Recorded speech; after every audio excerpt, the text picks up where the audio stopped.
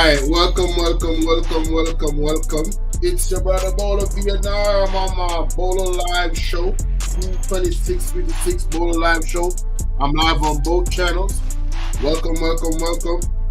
Let's get into it, man. There's a lot of news and reviews of what's going on globally. Man, a lot of stuff to talk about, but I'm gonna get through it as fast as possible. Let's just start with the big picture. Not even that. Let me follow up on my last live that I did on what's happening here in Jamaica, right? Let me turn this music down a bit. Can y'all hear me good? Let me know how the audio is. Can you guys hear me good? Let me know. Shout out to Sassy 81. Always present. Well, 90% of the time, she get the notifications. Thank goodness. And we appreciate her and her presence. We appreciate everybody. The ones that watch the replay, the ones that's here. For the ones that watch the replay, please remember to hit the like button. Always remember to hit the like button. It helps the channel to break through the algorithm and to, for other persons to get this information that we're putting out. And if you find the information valuable and you find the message valuable, please hit the like button, and also please share the live. Now, the last live I did about news and stuff was primarily for Jamaica, but I just want to touch on one thing. I came across an article which, unfortunately, for some strange reason, in the Gleaner here in Jamaica, for some weird reason, I can't find the article anymore. I'm not gonna cast any judgment as to why that is, but maybe something is wrong with me. Maybe I'm not searching good enough. But the article was very short. Basically, the Minister of Health, Mr. Christopher Tufton, said that there's only 43% of equipment in the hospitals, public hospitals in Jamaica, that are actually working. You heard me right. Only 43% of the hospital equipment in the public hospitals here in Jamaica is working. That means over 50%, 57% of those equipments are not working. And you can just imagine what that means for people that are actually needing to use the hospitals, right? Now it's a holiday season here in Jamaica. Unfortunately, there's a report of an accident that happened in the Ferndale region in St. Anne, and a lady died according to the news, and there's several other people that's injured. Very unfortunate. And that's something that happens a lot during the holiday times here in Jamaica. I don't know, it's like, man, every single time there's a holiday, there's some accident going on the roads and people dying. I just want to say to my Jamaican people, come on, man, please, don't drink and drive. I know it's a party season. Be responsible, okay? And watch out for those that are not responsible on the road, because sometimes it's not you. You know what I'm saying? So prayers out to the families that have lost loved ones during the holiday season. Prayers out to anybody that has lost loved ones anywhere in the world. You know what I'm saying? But just for context of this situation, being it's a holiday in Jamaica, condolences to the family that have lost someone or they might be injured. Prayers up for them. You know what I'm saying? Real talk. So yeah, the health system is what it is. Now, the Mr. Tufton did give a statement in an article that I want to share real quick. I'm not going to take too much time on it and read. Let's read. Let me see, which one of these articles was it? Is it this? No.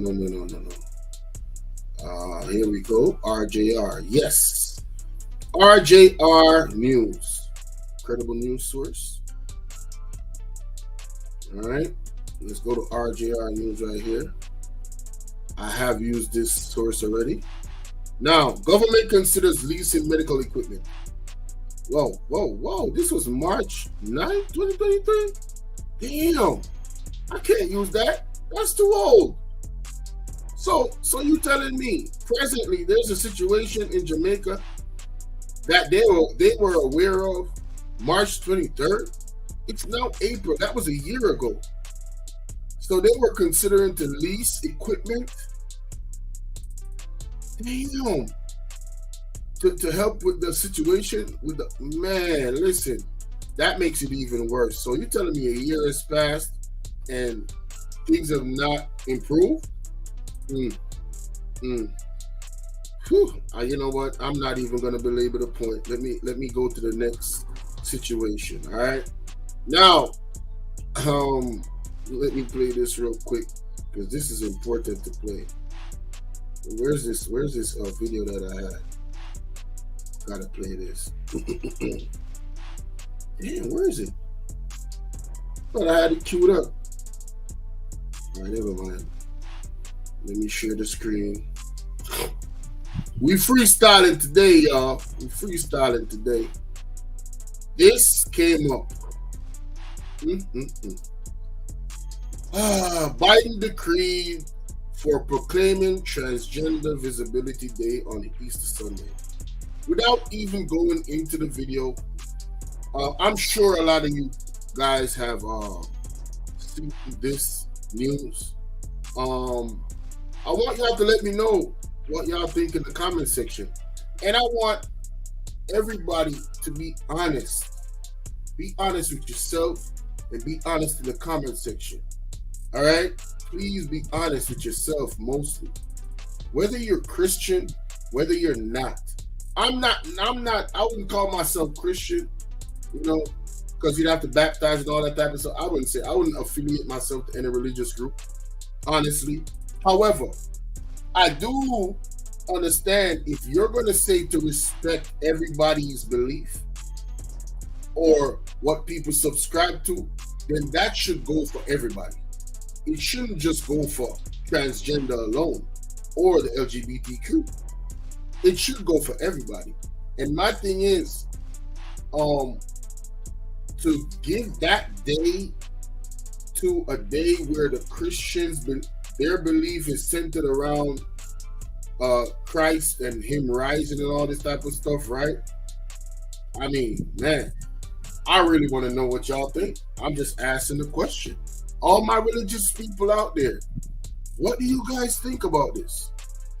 For me personally, I think it goes against a lot of moral, just moral ethics and values. I really do. They could have picked any other day. But why did they pick that day? Shout out to Julia Graham. Now, the people out there that's in the United States of America that are religious people, that have any belief in God, and you know what I'm saying? Julia, you know what? I should be giving y'all just introductions. My goodness. My bad, y'all. My bad. I'm inconsistent today. Nah. We ain't gonna do that. Stacy81! Shout out to Stat. Julia!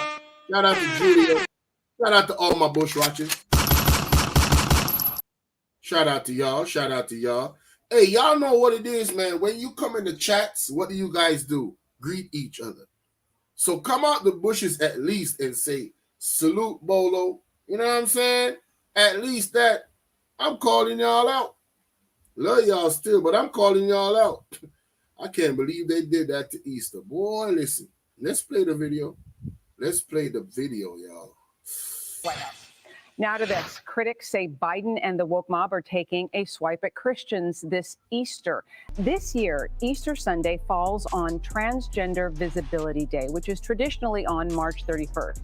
But this year, not only did Fairfax County, Virginia, make an official proclamation. Obviously, fair use. I got my fair use copyright thing right up there. Yes, yes. For Easter Sunday, so did President Biden. Biden was the first president ever to issue an official proclamation for Transgender Day of Visibility, and this was back in 2021. And in his proclamation this year, he said, quote, "Today we send a message to all transgender Americans. You are loved, you are heard, you are understood, you belong. You are America, and my entire administration and I have your back." Pause. Let's pause right there. Let's pause right there. So, this is a statement from Mr. Honorable Joe Biden. Today, we send a message to all transgender Americans. You are loved. Okay. At what point did they feel that they weren't loved? You are heard. I think they got the biggest voice in America. You're understood. I don't think you could force anybody to understand people, whatever side of the spectrum they're on. You know what I mean? You belong. When did anybody say that they don't belong? Is this internal feelings that these people are having? I'm just asking. You are America? So you gotta be transgender to be America? Isn't transgender community a very small percentage of the entire America? I'm just asking the questions. You guys can, transgender people that have transgender, y'all can answer the questions in the comment section. All right? You and my entire administration, and I have your back. Okay. I would ask, this is for the Biden administration. Do you guys have the backs of the veterans that are homeless in the streets in America? Do you guys have the backs of the minority? It's cool to have the back of transgender, don't get me wrong. But I'm just asking, do you have the back of all Americans, or do you just have the back of transgender Americans? Only they are America? See, the messaging and how it could be perceived is like, think about that for a minute. I mean, am I asking a question that's not valid at any point so far? Did you get some bun and cheese for your Easter? Nope, no bun and cheese. I don't even celebrate holidays like that, Junior, to be honest with you. I don't. So this message from Biden, Joe Biden, could be perceived. Hey, but Judah, if you want to buy me some bun and cheese, you know what I'm saying? You know what I'm saying? The link is pinned at the top. You know what I'm saying? You can send a brother a little something for me to buy some bun and cheese if you like. But yeah. The messaging for me, you are America.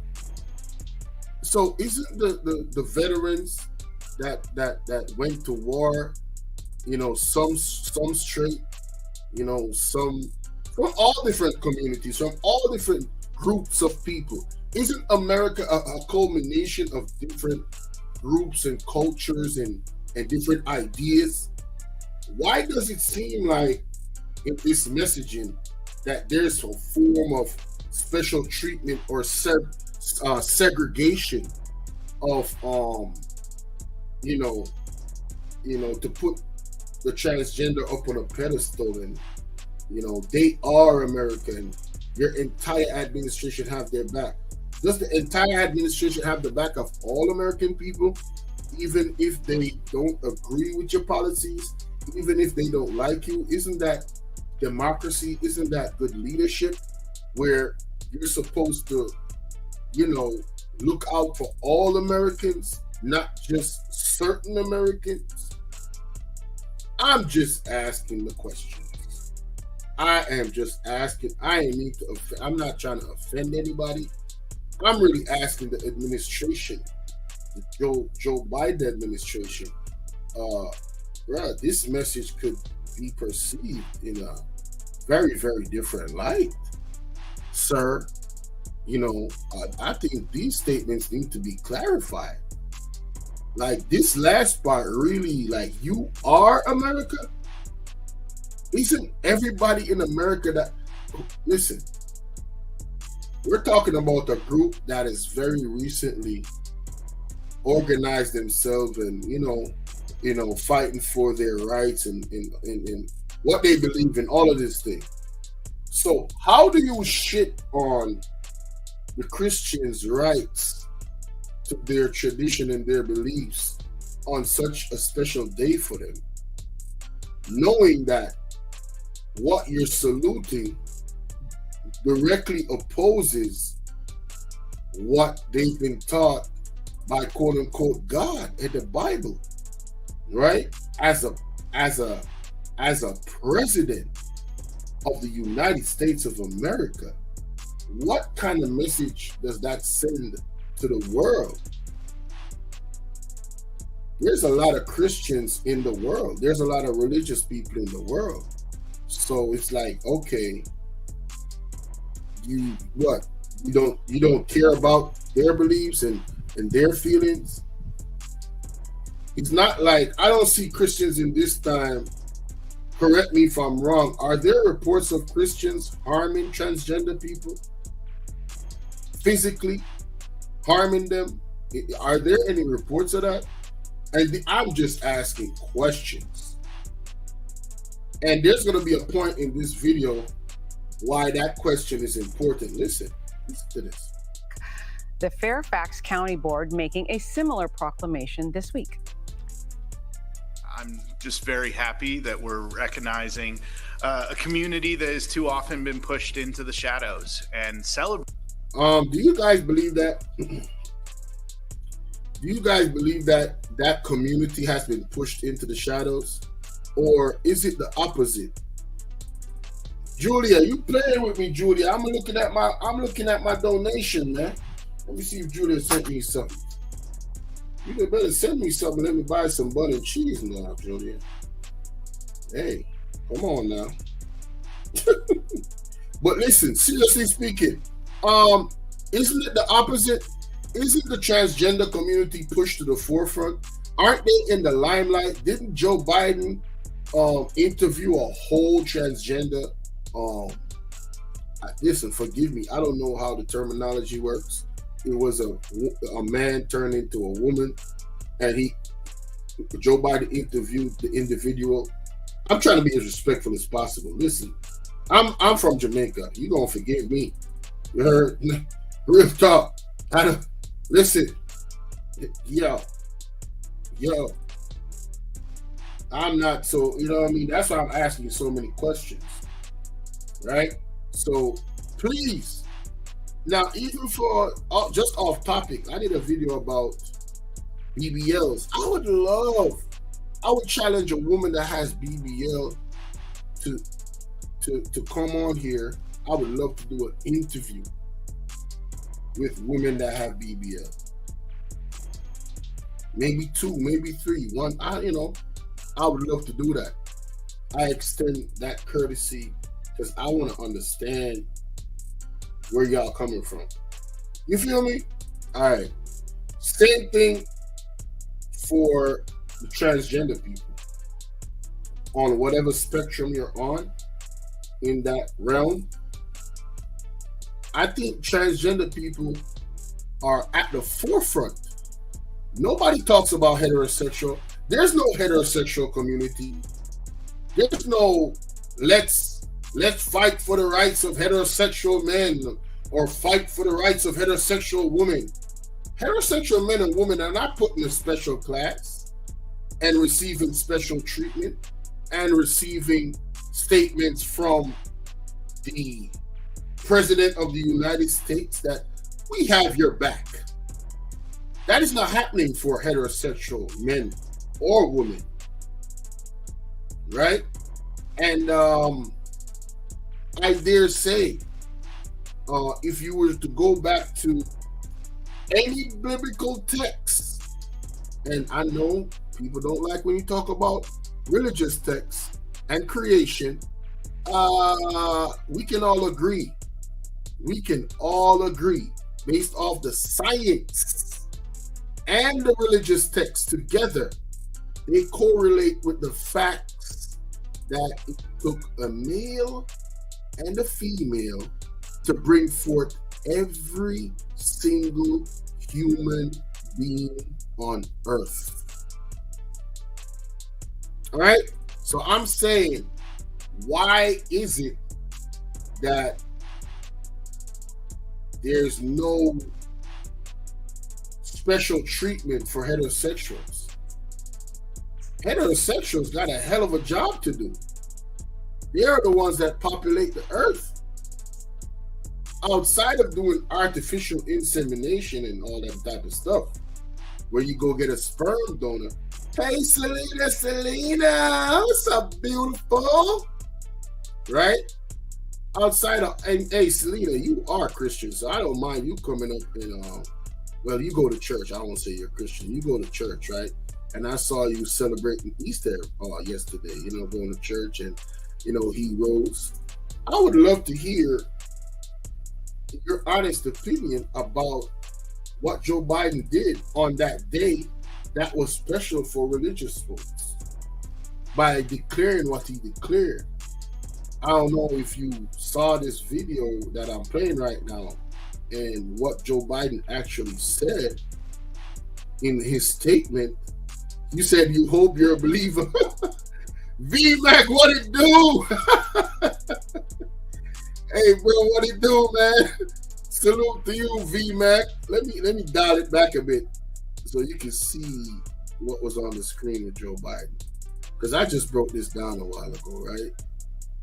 I'm going to take my time with this one. Today we send a message to all transgender Americans. Okay, no problem, sweetie. To all transgender Americans, you are loved. And okay, cool. I don't see where in America that transgenders are not loved for the most part. I mean, it's America is the country of acceptance. Is it not? Right? You're heard. I think they're heard very well. They got a big ass social media speaker microphone that really there's money behind these movements. So I think they're heard across the world. Isn't there something called a Samoa law that they've been pushing on every single country around the world to accept these groups of people, LGBTQ, all of that? Isn't there a Samoa law being pushed on governments? Some accepted it and some not, because they're of different cultures and they believe in something different. Some people is standing on their religion and not selling out their country. Shout out to them, because I believe they have a right to do that. I don't think nothing should be forced on anybody, not your belief and what you're into. I don't have to like your choice or sexual preference or what you choose to do with your body. I don't have to rock with that. It's your right to do it. That don't mean I have to like it. That don't mean I have to support it. I should have the right to not support it. So this, to me, what is happening, globally, is a bullying thing going on. The persons that said that they were victims have now become the bullies. I've been saying this for the longest. The heterosexual people need to organize and have their own organized group, and they need to politicize it so they can get stuff done to protect their right. Right? Protect their rights, because I think their rights are being impeded upon. And we see what just happened with the Christian community. The Christian community is in an uproar right now, rightfully so. I would be surprised if they weren't, because if no pastor is not talking about this, then I don't believe that you're a man of God or a woman of God. Just by me reading the book, not saying I subscribe to everything, I'm just saying, if you are a religious person, and you believe 100% of what is going on in that book, there is no way that you should have immediately come on social media and denounce this man and denounce the president of the United States. I don't care where you're at. I don't care where you at. You hard body like that in your religion? Oh yeah. Oh yeah. Yeah. And I respect the people that do. I respect the pastors that do, because these are the times when your belief is going to be tested. Do you really believe what you're talking about? Do you really subscribe to God and the word? Or are you just talking? You didn't even know this happened? Oh, shoot. Well, breaking news for Selena. This happened yesterday. And I heard it all the way in Jamaica. My mom hit me up like, yo, did you hear what Joe Biden did on this day when people's going to church and celebrating Jesus Christ and he rose? I said, what did he do? And she sent me the art. I said, oh my God. Wow. Wow, wow, wow. Unbelievable. They could have picked any other day, bro, but they choose that day. You can't tell me that's not a statement. That's not an attack on Christianity. That's not an attack on all religious groups. You can't tell me that's not an attack, bro. And for my brothers and sisters from other religious beliefs, oh, if you're not in an uproar because you're of a different religious beliefs, then that means you're definitely not on code. All right, exactly, Miss Akini. A complete slap in the face. As a matter of fact, he spit in their face, and then he stepped in their face, right? And then he threw dookie in their face. That was a 3-hit combo right there with this ish, in my opinion. 3-hit combo. This shit crazy. I was like, what?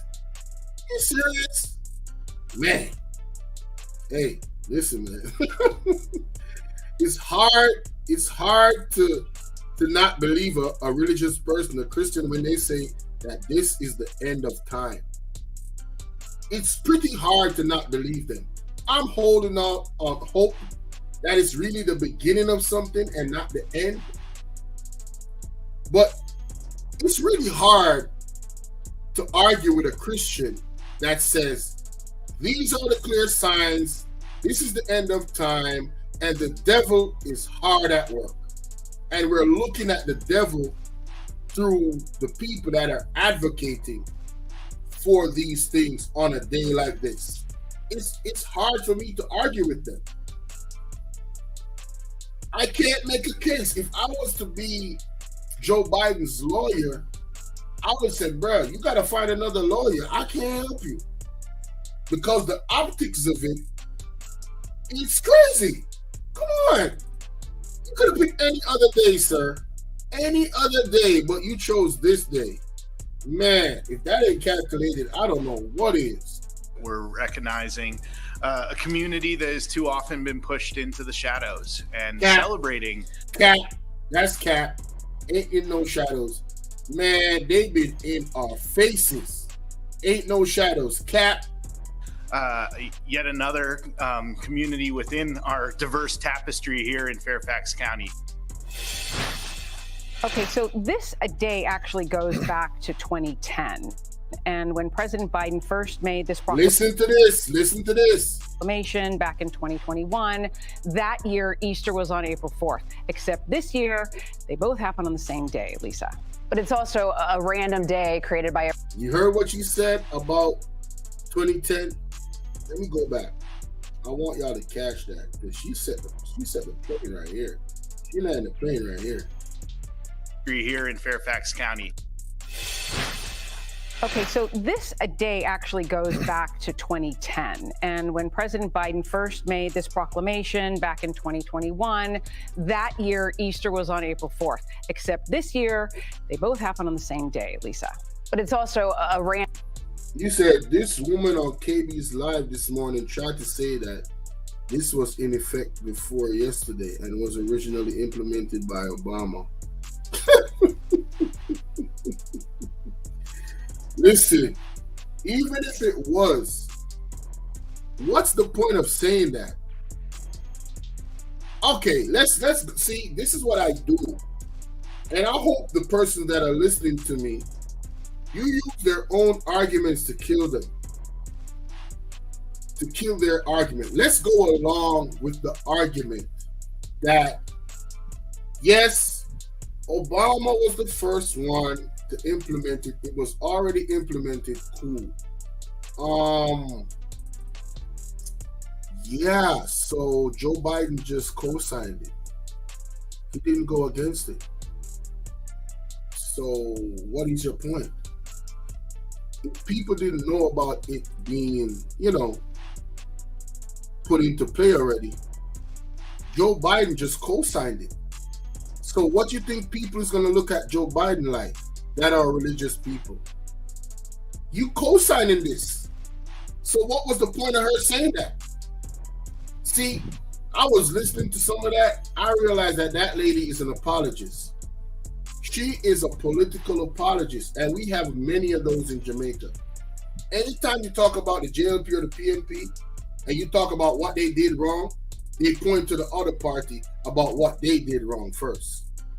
And I always use this analogy, if I need my yard cut or my plumbing fixtures, a pipe has burst and I need it fixed, and I call a plumber to come fix the pipe, and the pipe was fixed today and the same problem happens tomorrow, less than 24 hours, it's clearly it wasn't fixed. Then I call another plumber and I say, yo, can you fix the pipe? And he says, yo, I can fix the pipe, that's nothing. And then he fixed the pipe, and then a day later it's the same problem, the pipe is not fixed. How is that person going to tell me about the plumber before? Sir, ma'am, I asked you if you could fix the pipe, and you said yes, you committed to fixing the problem. But now when I point out that there's still a problem, you want to point at the plumber before? This is what politicians do, and this is what the people that are apologists for politicians do. They always got an excuse when they don't perform, when they don't give you what they promise. So I can see those people a mile away, and I truly don't entertain them. But for the sake of KB's panel, being it on KB Bus Life, I was really frustrated hearing her talk, but I just decided to ask her some ether questions. And she don't even realize that she was ethered by those questions, which I'm going to go over that part after I'm done with this. I'm going to go over it, but let's continue. Random day created by a random person. Trina, what's up, baby? And out of Michigan, in the same way that I could declare March 30th is the day of Lisa. The White House also banned religious-themed designs from the White House Easter egg art contest, when the whole point of Easter is to celebrate the resurrection of Jesus Christ. Bingo. So not only did they put up the transgender community, but they destroyed all of the religious practices around the time. Tell me that come on, man. Come on, man. Yo, let's be real right now, man. Let's be real right now. I would love for a transgender person that has morals and ethics, right, to come up here, hit this link, and tell me that this wasn't a shot at the religious community. Why does a transgender community have to exist by tearing down the religious community? You say you want love, but then what does this bring? This is an attack. This is only going to bring war, in my opinion. Not physical war, hopefully, but I know some verbal stuff is going to come out. You know what I'm saying? This ain't going to just slide like that. Nah. This is disrespectful. Right? And I think it's also a distraction as well. Because some of the real issues in America, bruh, y'all still have an issue at the border. The border is still open. There's still hundreds of thousands of people coming in that y'all can't vet. Y'all don't even know who these people are, if they're military, what type of background they got, right? The economy is still ish. When I asked that lady about, I'm gonna get to that. Let me not. Let's continue. Is a religious holiday, a religious celebration. To celebrate the day of trans visibility in and of itself is an affront to Christianity, because the Bible. Look at the title. Facing Easter question mark. Damn. Wow. Listen, I know this video might get maybe 50 views, 30 views. I think my channel is shadow banned at this point because of talking about the politics here in Jamaica and all that stuff. So this ain't gonna help. But it's hard for me not to speak the truth. I have a real problem not speaking the truth, y'all. So yeah, I'm gonna just tell y'all, I need y'all help for these types of videos to go anywhere. I need all y'all help, because we really need to have a conversation. This is ridiculous. Christ is a religious holiday, a religious celebration. To celebrate the day of trans visibility in and of itself is an affront to Christianity, because. Shout out to Eric McDonald in the building, Angel B. What's up? Salute to y'all for pulling up. You heard? The same tricks and methods they've used for so long aren't fooling the masses anymore. I'm trying to tell you. Yep. As the Bible says that God made man and he made woman. He made male and female. To say otherwise is to deny the truth, is to deny God's creation. Also, listen, this lady was just speaking 100% freely. We gotta go back. We gotta really soak in what she's saying. Shout out to her.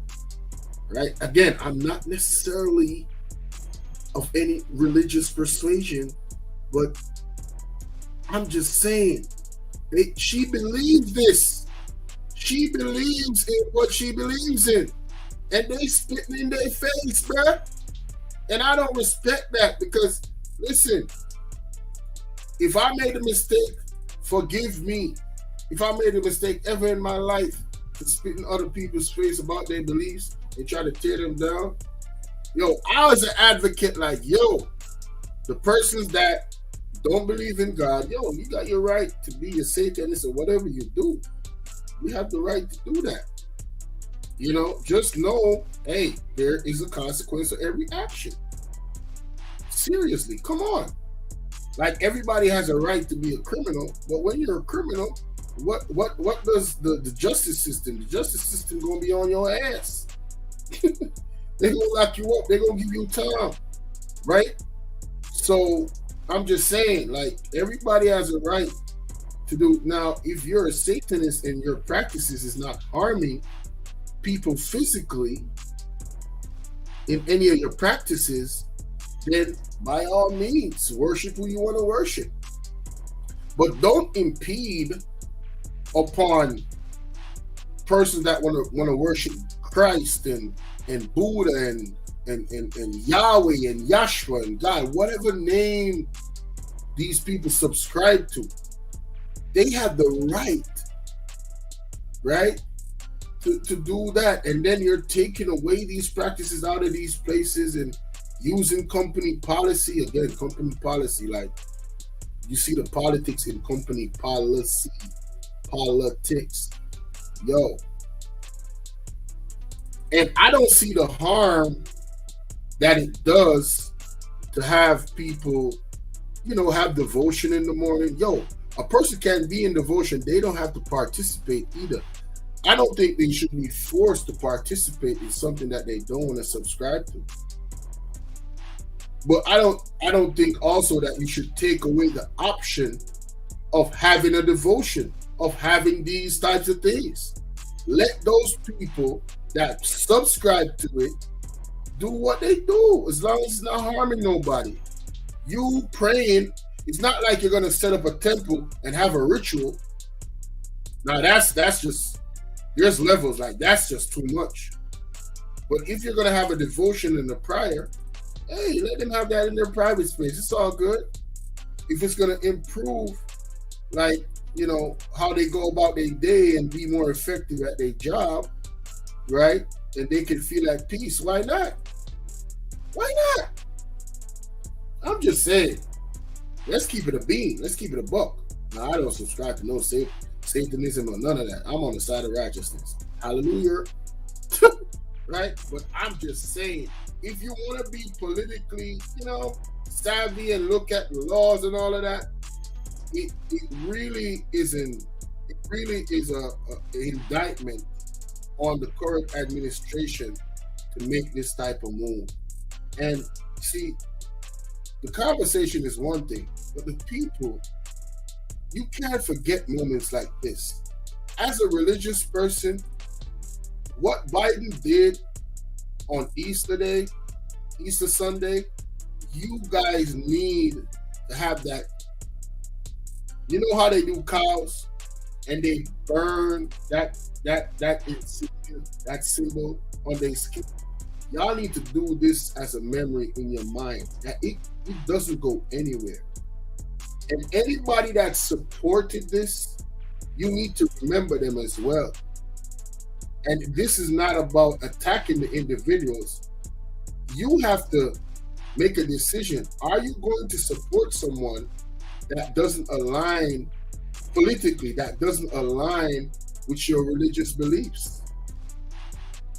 I know that presidents have come and, you know, secretly they really probably don't believe in God. They could be a Satanist or whatever. But none of them ever dared to publicly do something like this on a day that this man did it. You understand what I'm saying? So it shows you, it's a statement that they made. And you guys need to remember the statement, and you guys need to act accordingly in your decision making politically from this point onwards. This is a teachable moment. Both happen on the same day, Lisa. But it's also a random day created by a random person out of Michigan, in the same way that I could declare March 30th is the day of Lisa. The White House also banned religious-themed designs from the White House Easter egg art contest, when the whole point of Easter is to celebrate the resurrection of Jesus Christ. It is a religious holiday, a religious celebration. To celebrate the day of trans visibility in and of itself is an affront to Christianity, because the Bible says that God made man and he made woman. He made male and female. To say otherwise is to deny the truth, is to deny God's creation. Also, to do it on Easter is blasphemous. You can even go back to the last Trans Day of Visibility in 2023. He celebrated after Christian individuals were murdered by a trans person at the Covenant School in Nashville. And then the White House proceeded to go on and say that it was the trans community under attack, not Christianity. So Wow. Do you guys know about that? Because I have no knowledge. If anybody does, please send me the article. Please send me the report if you can do it right now. What she just mentioned, I have no knowledge of. No knowledge of at all. All right? Let me play that again. Yo, that's crazy. Nah, let me play that again. Trans Day of Visibility in 2023. He celebrated after Christian individuals were murdered by a trans person at the Covenant School in Nashville. And then the White House Trans Day of Visibility in 2000. Also, to do it on Easter is blasphemous. You can even go back to the last Trans Day of Visibility in 2023. He celebrated after Christian individuals were murdered by a trans person at the Covenant School in Nashville. And then the White House proceeded to go on and say that it was the trans community under attack, not Christianity. So let me get this straight. And I'm not corroborating this story. Mr. Keeney, I would love for you to look that up real quick for me. If you see any video or article, please drop it in the chat so I could take a look at it. So you're telling me, allegedly, that on Transgender Visibility Day in 2023, which they say was April 4th, by the way. You telling me that a transgender murdered, unalived several religious people and then the government proceeded to say that the transgender community was under attack? And again, this story is alleged. I can't corroborate this story because I have no knowledge of it. Now, I will say this. If that is true, again, my people,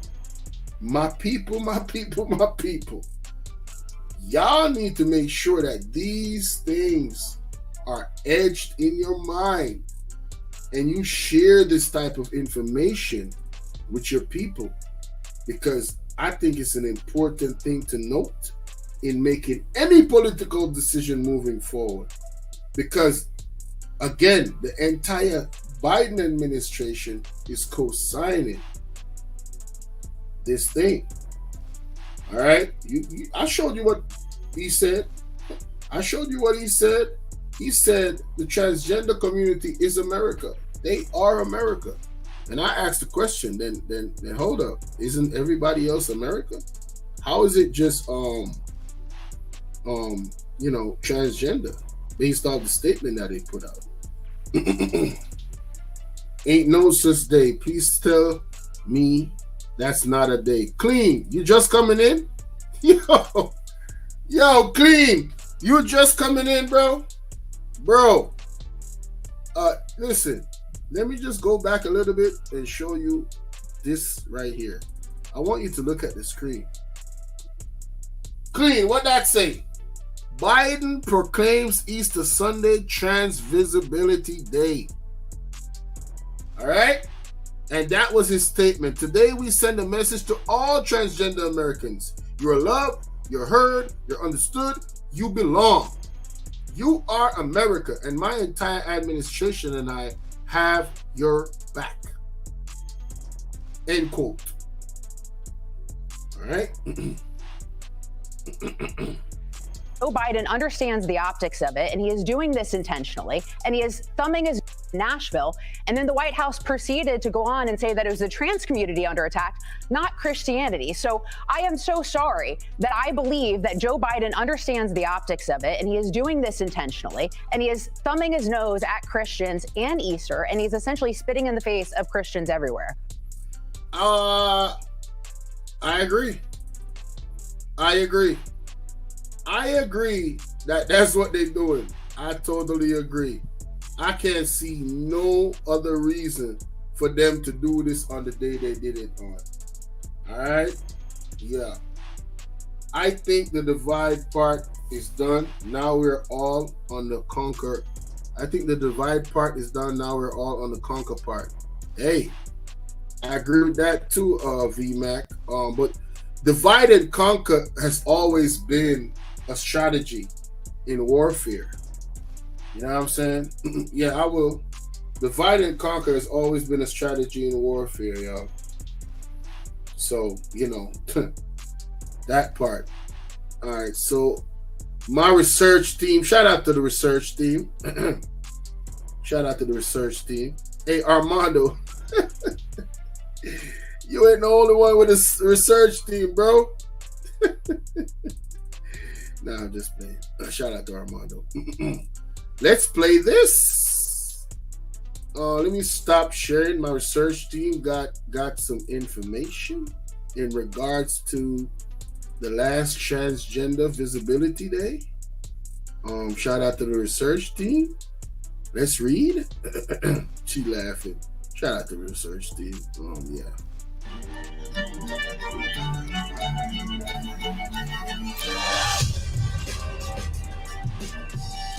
Fair use.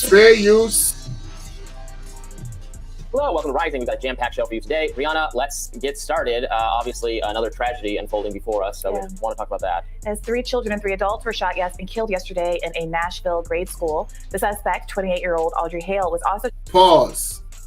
Let me look at the time of this. This was a year ago, literally. Damn. This was a year ago, y'all. You see that? I'm sure y'all can see that on the screen. This was a whole year ago. All right. All right. Right on point. Let's get it. Also shot and killed by the police. Hale is transgender and a former student of the Covenant School, a private Presbyterian school. Police say Hale left a manifesto. Isn't that the same thing that the young lady just said? So this information is on point. Again, shout out to the research team, y'all. Shout out to the research team. You feel me? Man, I can't even pay the research team. That's love right there. I'm trying to tell you. We're not there yet. Yeah, we're not there yet, but shout out to the research team, man. God damn. Let me go back. Let's play that again.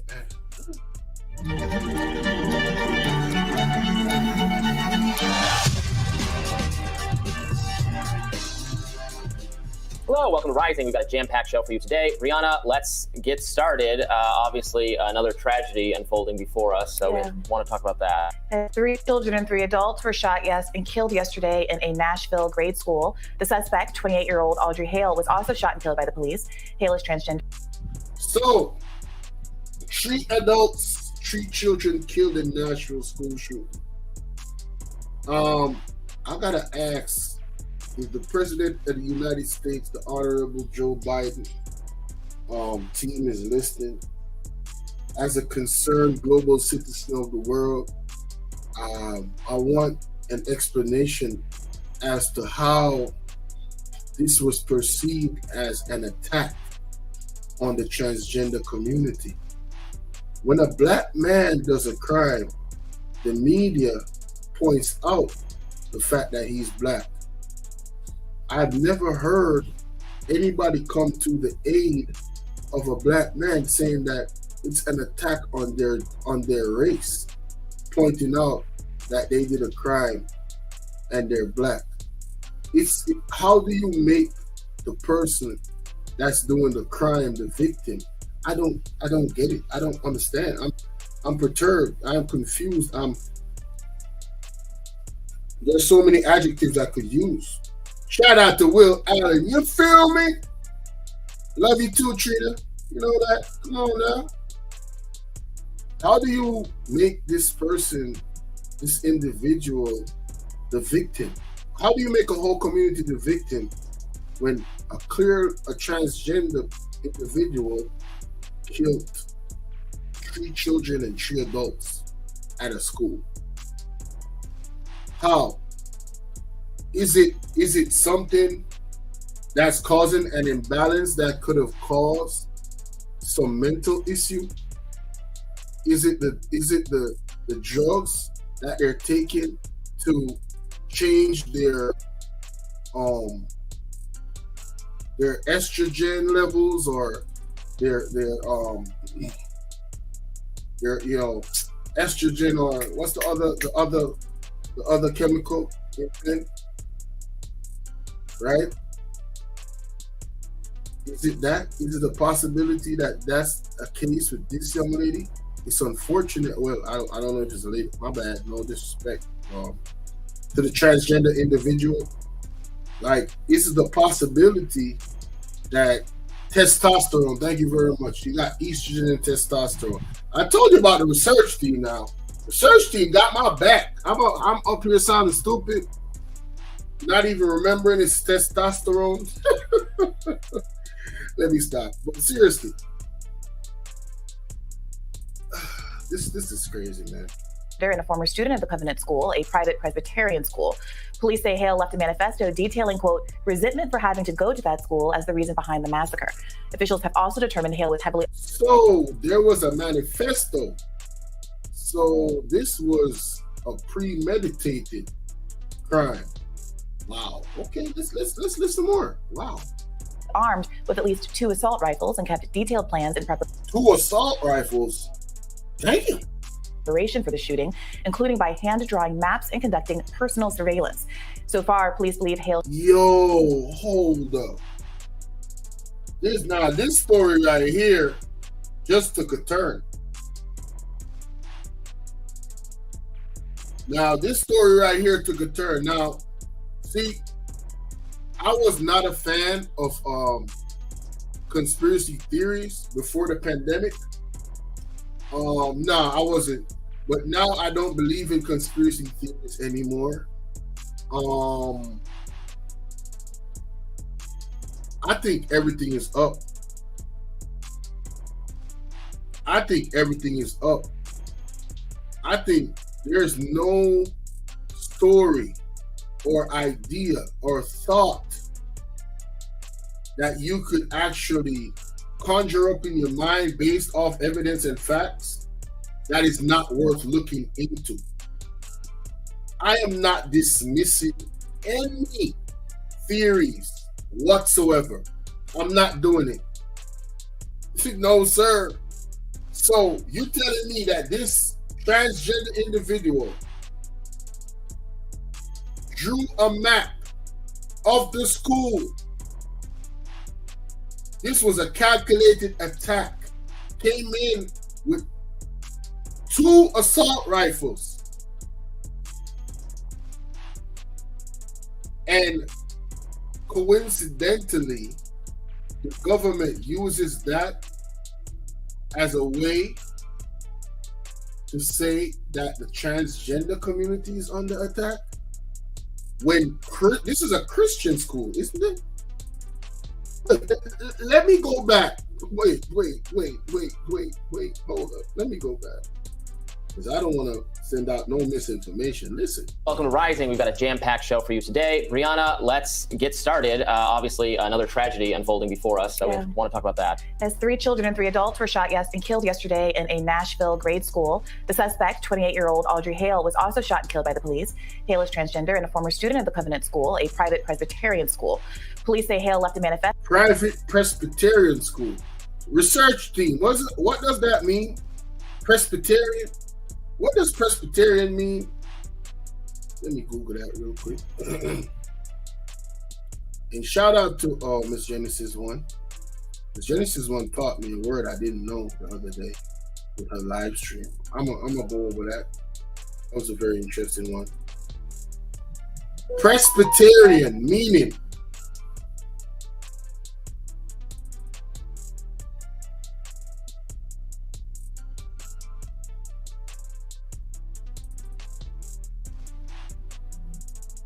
relating to or denoting a Christian church or denomination governed by elders according to the principles of Presbyterianism.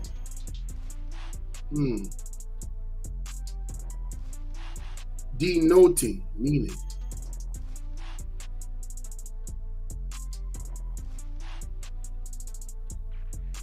Oh, okay. So the Presbyterian school is a sign of a Christian church or denomination governed by elders. Okay. So it was a Christian church. Wow. Man, my research team is quick. Damn. Shout out to the research team. Hey, Armando. Hey, listen, man. I know I'm young in the game, bruh. But I got some solid people in my corner, sir. Shout out to the Wolfpack. Anyway, moving right along. You know I'm gonna show off on my team, goddamn it. Shout out to the research team. So it was a Christian church. So now go back to my ideas that I was saying.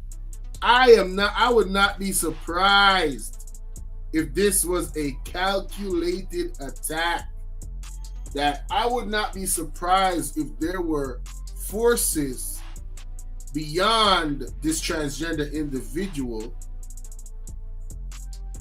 that were involved in this attack. Allegedly. This is all speculation.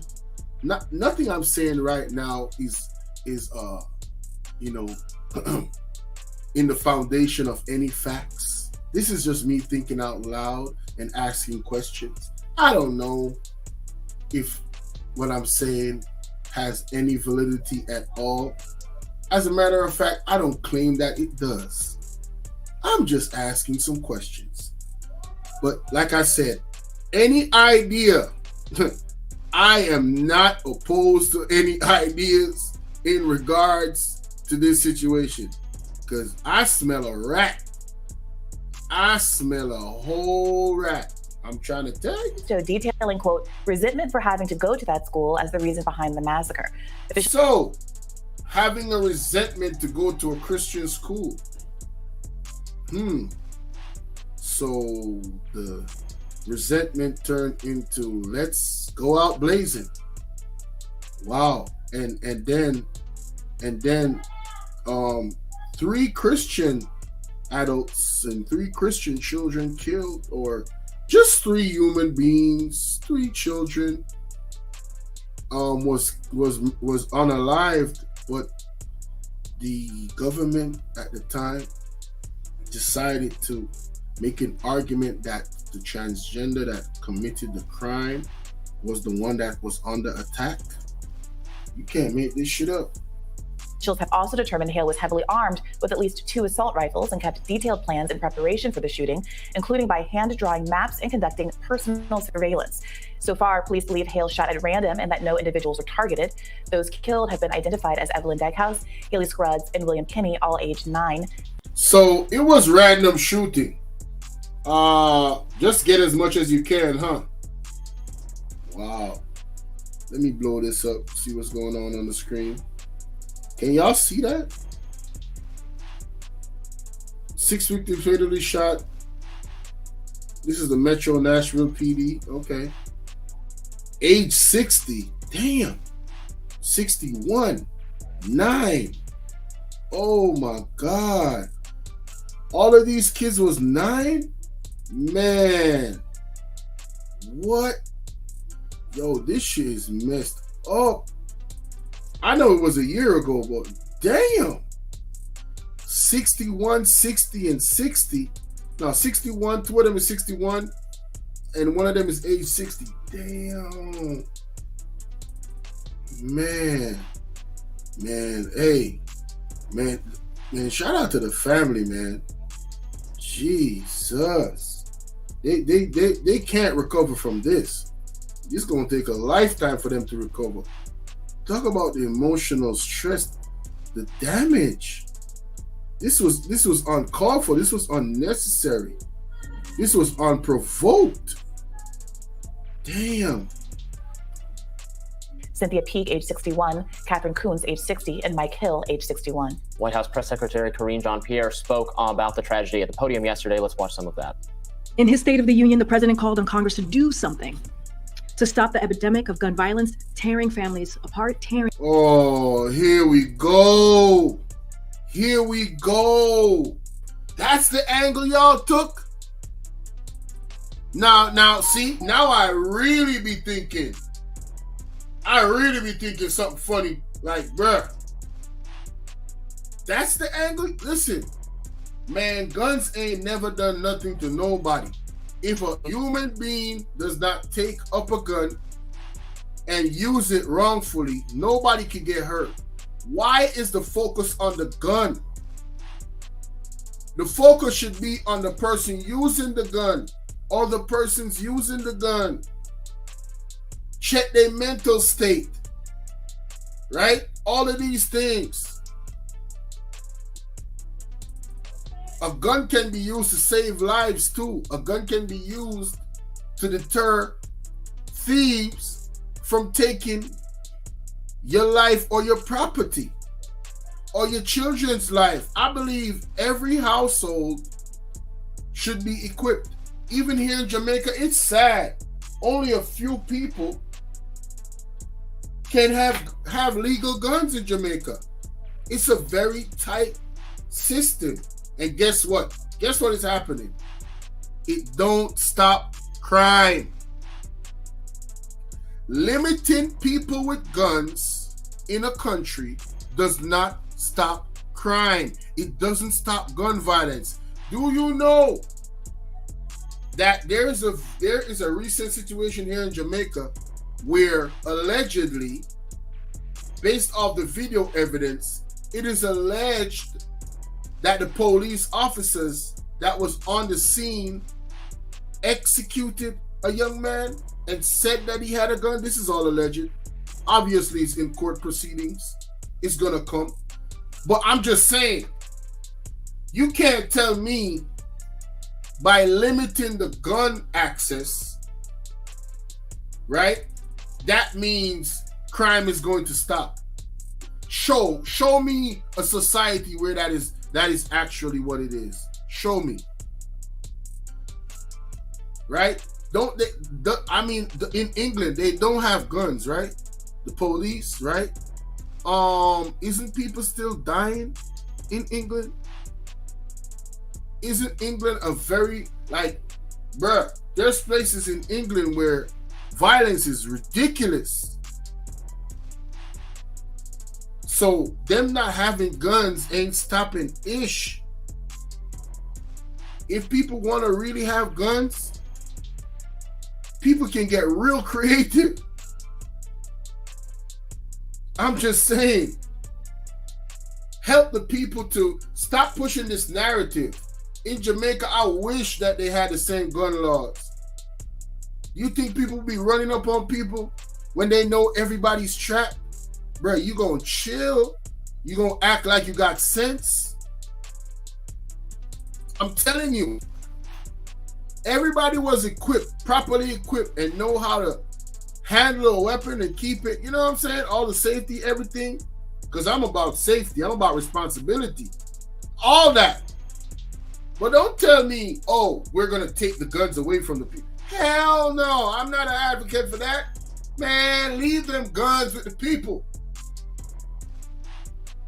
I'm telling you, it's vastly different how somebody is gonna approach you when they know you have a license to carry. The energy is gonna be, they're gonna be respectful, all that. I'm telling you, they ain't gonna, unless they really be messed up in the head and they have like a real mental situation. But if you're a well-thinking person, you're not gonna try to aggress somebody that is carrying a weapon. Ain't no way. It helps with just keeping order in the community. So stop. The guns ain't doing nothing to nobody, man. It's people doing things to people. The guns don't have a soul. They don't have a mind for themselves. It's the people, not the guns. Stop it. Damn. Bring communities apart. How many more children have to be murdered before Republicans in Congress will step up and act to pass the assault weapons? Oh, man. I hope nobody fell for this bullish. I hope they don't. I hope they don't ever fall for this bullish. Shout out to all the people that are advocates in America for you carrying your weapon. Because y'all see what's going on the border. Can you imagine if Texas wasn't Texas? Can you imagine how compromised the people of America would be to legal insurgents? Because they're not illegal, because the government said, come on in. Can you imagine, bro? Yo, listen. That's crazy, bro. This ban. Meanwhile, over on CNN this morning, national security analyst Juliet Kayem encouraged viewers not to be distracted by the shooter's gender identity. Oh, no. Wow. Wow. I'm going to go back to what I said earlier. Can you imagine if that was a black young man and somebody came up and said, don't be distracted by the fact that he's a black young man? Do you see that ever happening? Do you see any form of advocacy for a young black man doing something like that and people saying, oh, don't be distracted by the fact that he is a black young man? Don't be distracted by that. Don't be a distraction. 6 human beings killed. But don't be distracted by the fact that it was a transgender person. Wow. Each of these school shootings has motive and means. motive goes to the particular person. What's their mental health situation? What happened at the school? Why did they choose that target? As Andrew was saying, what clues did they leave behind? What was their community seeing? And then the means. And then that's when you get the connectivity, right? That's when you start to see these are all starting to look the same, right? I started thinking now, like, we don't own guns in this country. Guns own us at this stage. And this is where we have to now focus on an important part of an agenda, which includes mental health, protecting our kids, fortifying schools, but also the connectivity, which is a certain kind of gun. Look, pronouns do not kill children, right? Whoa. This lady really just made that argument. Whoa. I'm gonna drop the link. I'm an hour and 10 minutes in, and this seems to be the show. I'm gonna drop the link. Damn. I can't believe this shit. What in the world am I listening to? Damn, son. People with guns kill children, and it's going to be a distraction in our coverage and keep us from what we now know. A distraction. So you don't see the correlation of a transgender person, a transgender child, shooting up a Christian school? You don't see how the motive of that person being their identity and who they are, how there could be malice intent towards the school because of who they are. A Christian school, a school that doesn't support transgenderism. You don't see how that correlates, ma'am? We should ignore the fact that it's a transgender? Are you kidding me? What the bruh?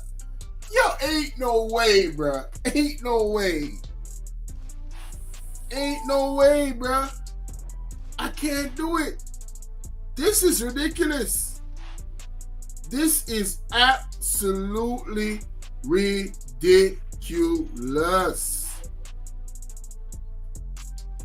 What in the world is going on here? I know something wrong with my computer. I know something wrong with my computer. I don't know why I can do it. You know what? I probably need to clean it up. But yeah, let me pause this real quick, man. This shit crazy. Yeah, this in many ways is very similar to debates we've had on this issue so many times. Every time this happens, there's a back and forth about whether there are individual factors, whether it's mental health, etc., that cause this particular individual to abuse their constitutional privilege to have access to a gun, to own a gun, to kill people. In some cases, the person has procured the gun illegally, so they do not have a constitutional access to the gun, in which case people say that it's not really about a gun control issue, it's about an illegal act that wouldn't have been bound by gun restrictions whatsoever. Other people still say that if it's harder to access a gun even illegally because there are more protections or restrictions on gun owners, that it would have prevented the crime. Listen, man, all you gotta do is look at the countries that have more restrictions on guns. And I want you to look at the crime. Jamaica is up there in their crime rate. Jamaica should be in the top 10 in the world at this point in terms of just crime overall and gun crime specifically. I don't know how they actually calculate that ish, but you guys can look it up. And you can't get legal guns here like that. You gotta be in the security forces. You gotta be a police, a soldier. You can get the licensed firearm, but there's a whole lot of rigmarole just to get that. If you don't have the right recommendations, you can't get no licensed firearm. You gotta be wealthy, you know what I'm saying? Like, got farm property or something, you know what I mean? It's not a very large community in Jamaica of persons that have legal guns. But guess what? People still find ways to access guns illegally. So I'm saying, why not let everybody got their guns? You know how much guns is in Jamaica that they know about, that they tell us about in the reports on the news, that they estimate illegal firearms in Jamaica? I'm saying, damn, if there's so many illegal firearms, bruh, make it easily accessible for us to get the legal ones. Make it easily accessible for us to get training. So so that we can protect ourselves and our family and our homes. The situation in Jamaica is dire. We are at a, man, whatever the term that the is there any veterans in here? Sassy 81. Give me a terminology that they use in the army when attack is imminent. Right? What is the code for that? Code blue, code red, what? The highest level. That's where we're heading to in Jamaica, in my opinion, based on what I'm seeing with my third eye and looking at all the pieces falling together. Shit is really serious out here, bro. We turned it into a little goddamn Haiti. You understand what I'm saying? Real talk. So I don't know what the hell they talking about, man. Free up them gun license, man. Round and round we go. But this one has the additional added quirk of being one of the few, I think there's only been 4 ever reported mass shootings that involve someone with a non-traditional gender identity. And there are some conservatives, I would say, that are pointing to that as what caused this incident, to the exclusion of any other factors. Sure. Yep. I believe it's directly involved. The position, the sexual position that this transgender took, right, is the direct correlation with the problems that they had with the school, because the school is a Christian school, so obviously it's going to teach Christian values. It probably got a devotion and stuff in that space. You know, the thinking of the religious people is like, yo, you being a transgender obviously is going to be awkward, but to go to the lengths of unaliving people, 2 assault rifles, right? Damn. Sure. I mean, we need to know more, obviously. The gender identity, it certainly seems potentially relevant. It is so... oh, yeah, he definitely is towing the line. And he's being politically correct. At least he said it. It's potentially the reason why. That's a fact. So this is someone who was a biological woman. It is so rare. Oh, biological woman. Okay. As you know, it's incredibly rare for mass shootings, violence in general, but it's particularly mass shootings. You know, we talk about the statistics of them. There's a lot of people often try to bring in the racial element, even though it actually does, for mass shooters at least, tracks pretty closely to the overall racial makeup of the population. That is not true of gender. Overwhelmingly, mass shooters are male. So it's so statistical. So this is something I want to learn more information about. So he's saying that most of the time mass shooters are male. So wouldn't that help the argument? Because this is supposed to be a transgender male, right? Because he was a biological woman, right? So that should help the argument, how it correlates to, you know, the fact that the person is transgender. I don't see why that's such a hard correlation. I think it's an easy one. Yeah.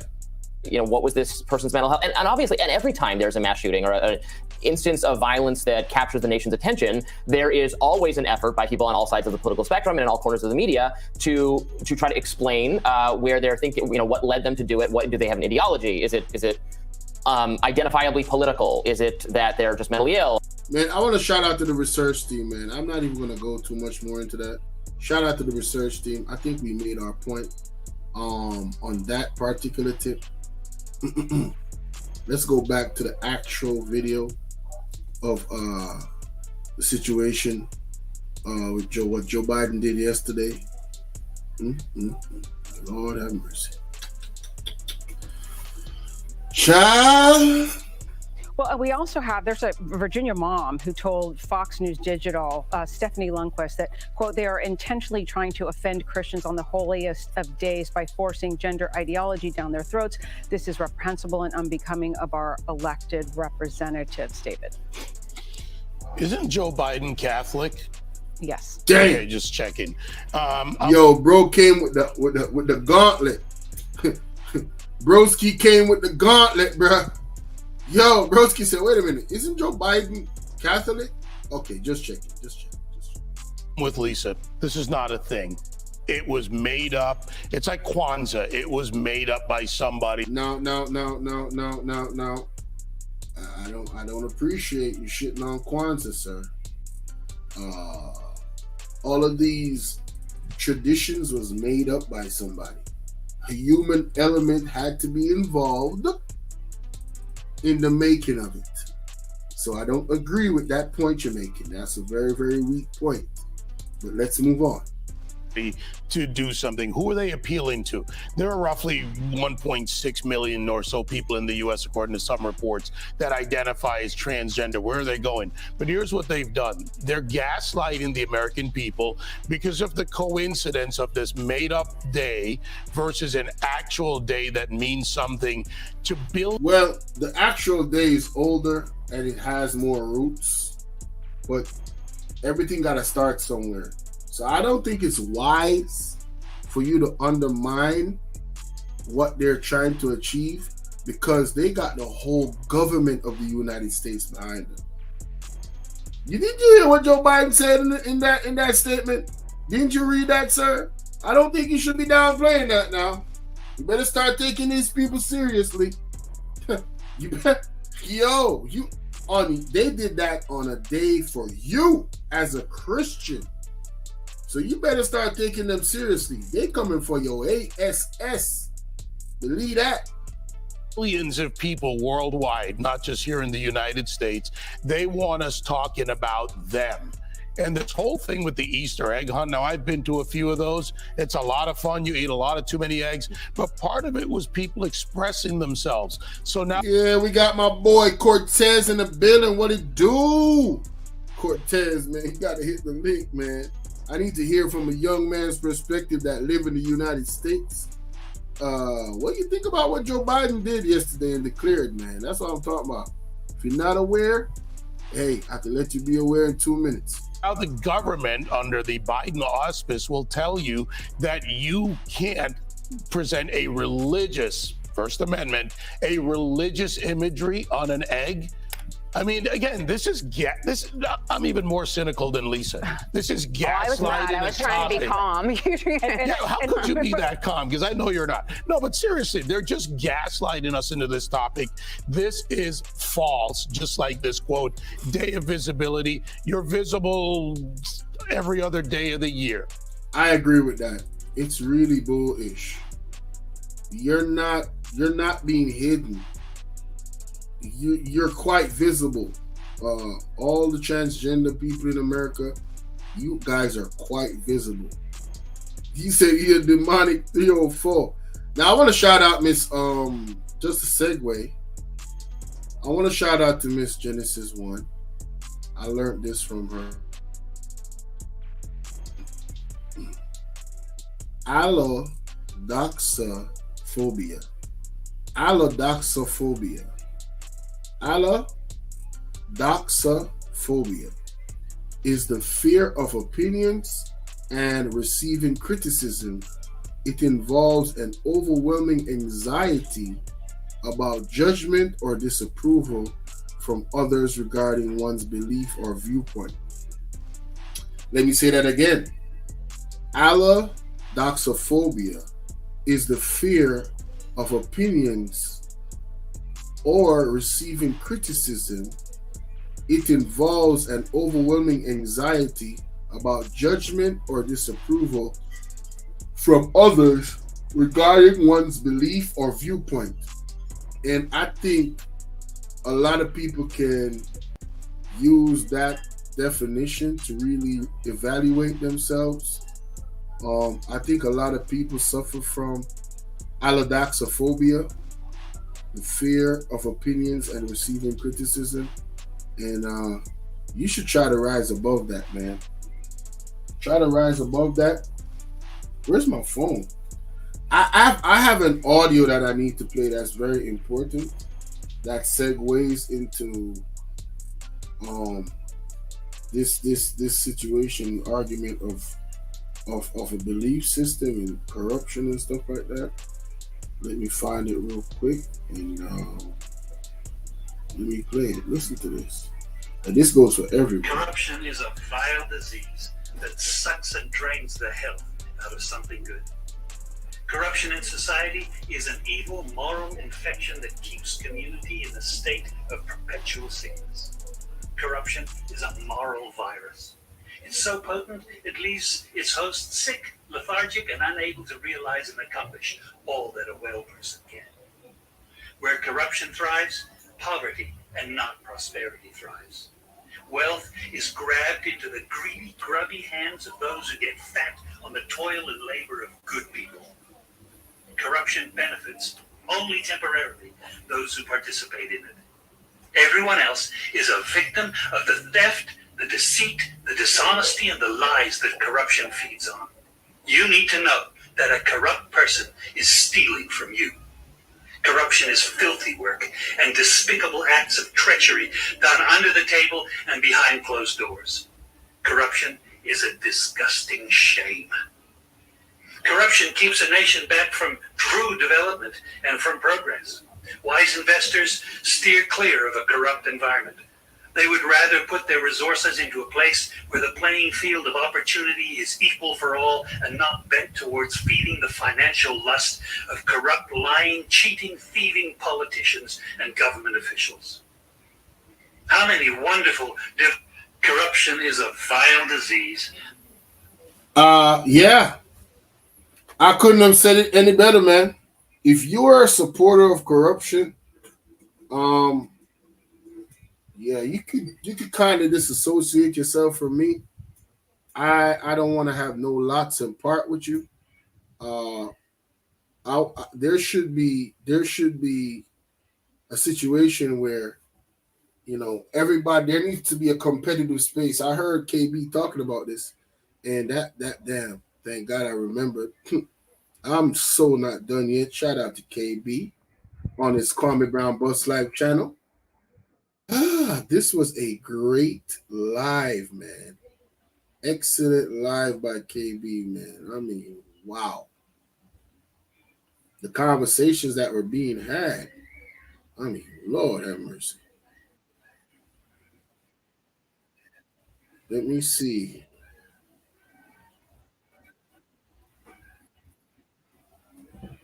Now, let me say this. This lady give me QR vibes. Nah, for real, this lady give me QR vibes, bro. I'm sorry. She really do. This lady gave me QR vibes. I said, yo, I was listening the whole time before I got up there. And I'm like, yo, what is going on with this lady?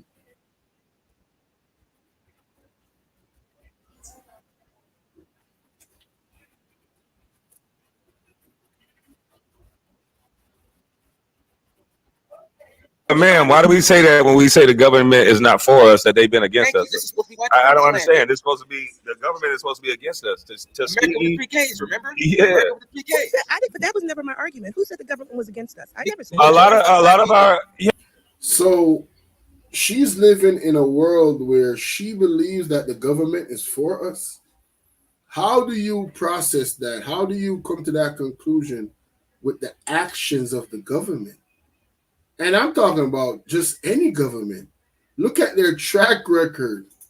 There's not too many governments of the world that really put things in place that really benefit the total the collective of exactly Cortez. She might be on a payroll. Somebody might have sent her because she was capping for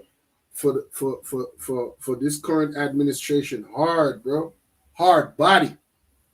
But I want to find the point where I went up there. Yeah, a lot of our historians, a lot of our ancestors have proven through facts that the government has never been in our favor. So why would you put all of your backing with the government? So I would say government has its role, because if we didn't have a government, local laws or local entities and things like that, then we would be living in chaos. We would be. So now she goes to the extreme of saying that if we didn't have a government, we would be in chaos. The argument is not that. Two things can be true at the same time, right? Yes, we need the government, right? But we really need the government to be truthful and honest, and with their actions carry out what they promised us. We need the government to work towards the benefit of the collective, not just one group. That's what we need. And if the government is not doing that, then those individuals that are a part of that government, we don't need to hand our support to them. We need to find somebody. We need to put some people in those places of governance that's going to work for us. So we need to own the government. See, what happens even here in Jamaica, you have the financial oligarchs that fund both parties. So when any one of the party wins, those oligarchs win. They put out policies in place that favor them so they can enrich themselves even more. They don't give a damn about the little man, the regular business people. They don't give a damn about them, right? This is a fact. This is not innuendo. This is a fact. This is what's been happening for millennia. And we're saying, yo, there's things that we can do to change that. And that's what we need to do. Give me a second. I'm not speaking towards that. I'm speaking towards entrusting the governments that they're going to do right by your families. The government haven't proven that they can run anything successfully. So why would you now put your trust in the government? Especially when big government is involved, when this is a big government operation where we have mass media, you have mass media, we had music, we had TV, we had our favorite celebrities, we had everybody that says we need to get involved, full hands on deck. If you ain't with it, you must be a Trumper. And that's crazy how people that voted for Biden really said mandates was not an umbrella.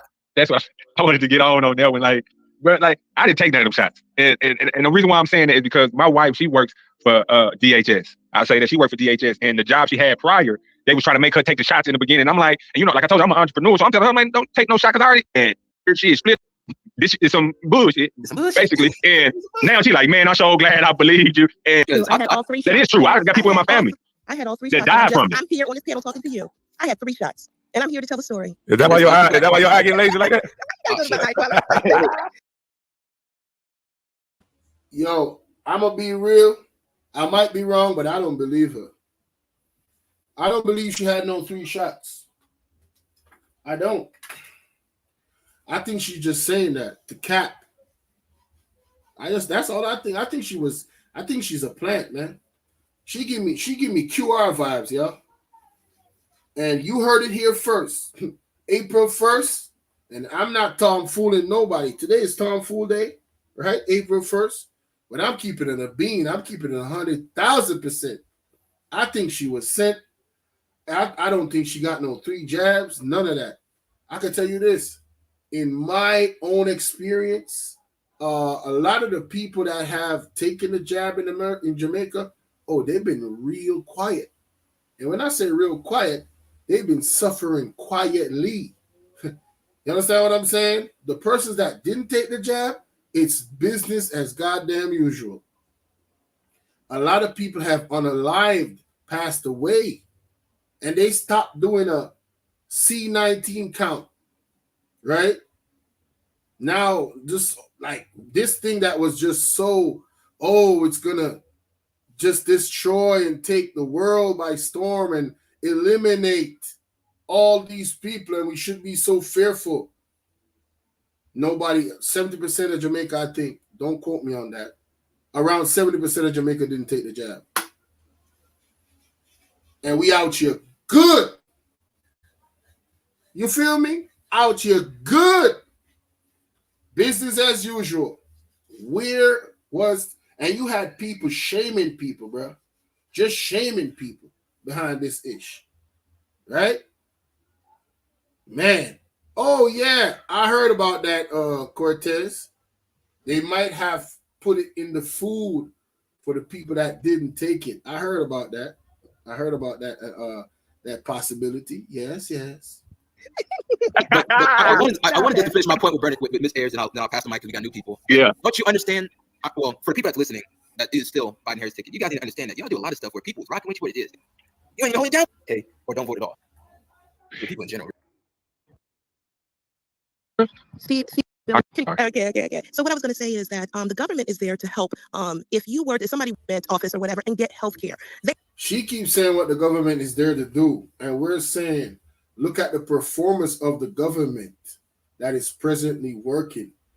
Are they doing what they're supposed to do? And if you're going to be honest, a lot of it is lacking. A lot of it is lacking. These are social programs, administration. If you, but my point, and I'm not saying that people share to a lot of then good. Then what's your significant other? And she can't say that anybody, she didn't get a chance to speak. Boy, she was dominating the conversation. She was allowed to speak more than anybody else on this panel the whole time. All right? So nobody can say, oh, everybody was attacking her. None of that shit. And you was getting back more bad. As if you're doing that's not what I said. We're going, but what I'm trying to know that you have to overly regulate your own country. That's not me. Somebody might trash. That's not me. Yeah. Yeah, so, yeah, so good evening or good morning to the panel. Salute KB, salute to the chat. What if the evidence shows that the present government, what they're doing, the pros and the cons, when you weigh them, the cons far outweigh the pros? Why are you being an apologist for that government where the evidence is showing that, you know, the cons far outweigh the pros? They're doing some stuff, yes, but then the cons is like, first time Biden went into power, one of the first thing he did was take away the oil pipeline, and that had gas go way up. That affected the economy. How is that good for the people of America? How is that? And that affects the world, as a matter of fact. I live in Jamaica, and anything that Biden does affects Jamaica. So I have an invested interest. Anything that the president of the USA does affects other countries, right? So how is that that's the first move you make as the president, to have gas prices, inflation go up, and just the immigration situation is ridiculous. Just letting people in, giving them money, putting them there, and y'all got homeless people. How do you defend that? I don't get it. Okay, so I'm not an expert in the pipeline, so I really can't speak to that. But what I can speak to is that for everybody, your need for the government in your life is going to be different from the next person. No, that was bullshit. I need to say this. I could not rebut because it would have been, you know, I had to keep it, you know what I'm saying? But thank God I get to review it. Now, this is bullish.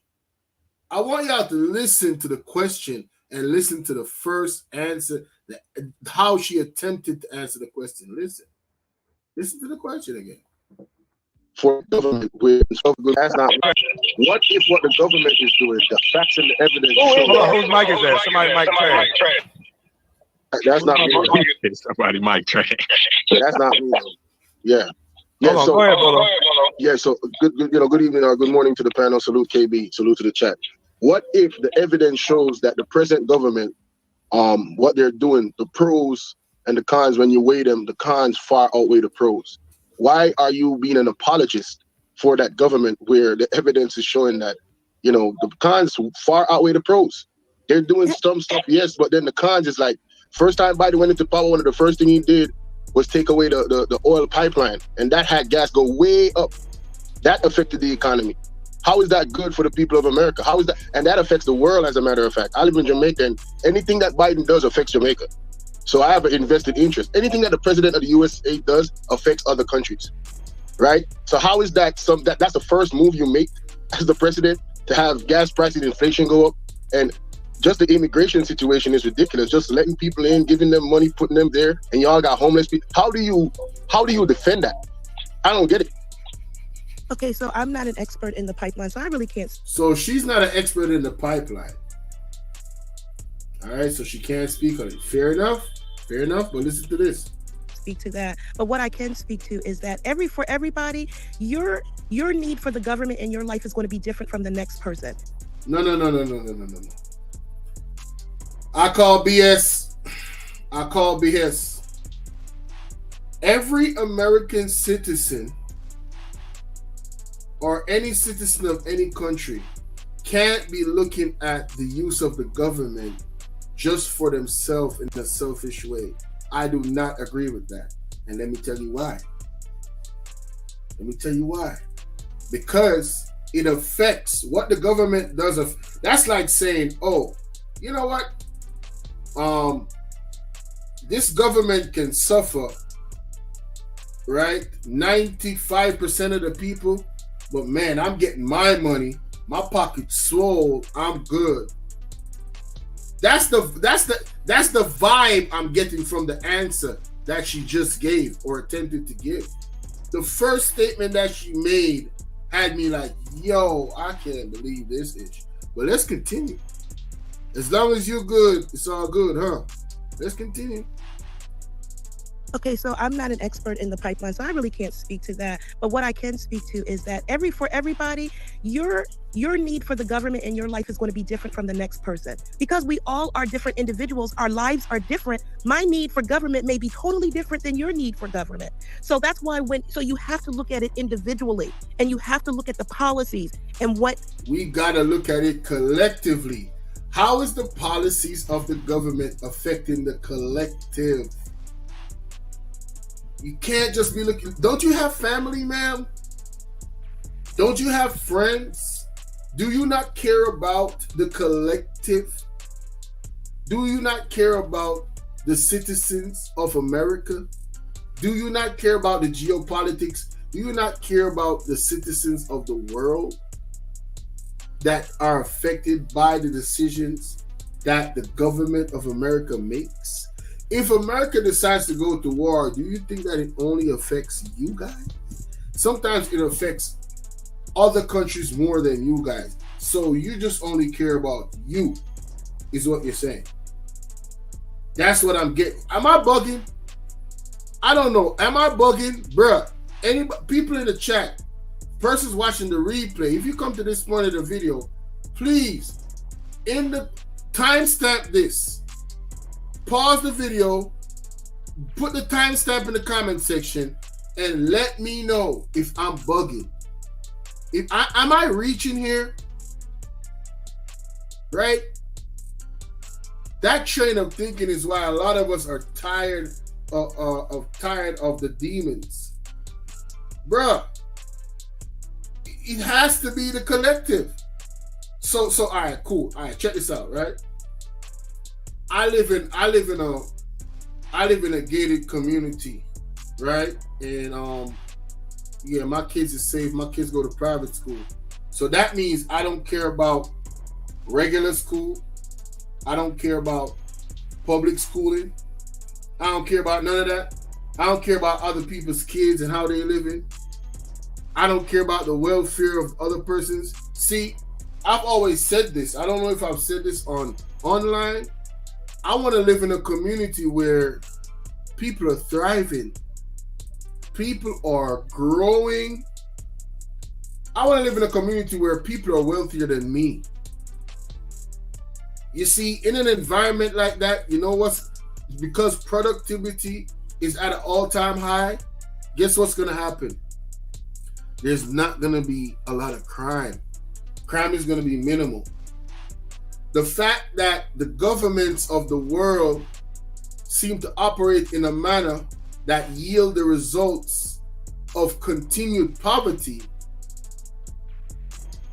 it's an indictment on them, because it should be the reverse. The government should be doing everything in their power to increase the wealth accumulation of the masses.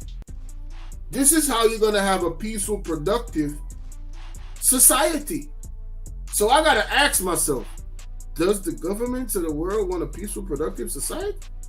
Or does crime help them in some way?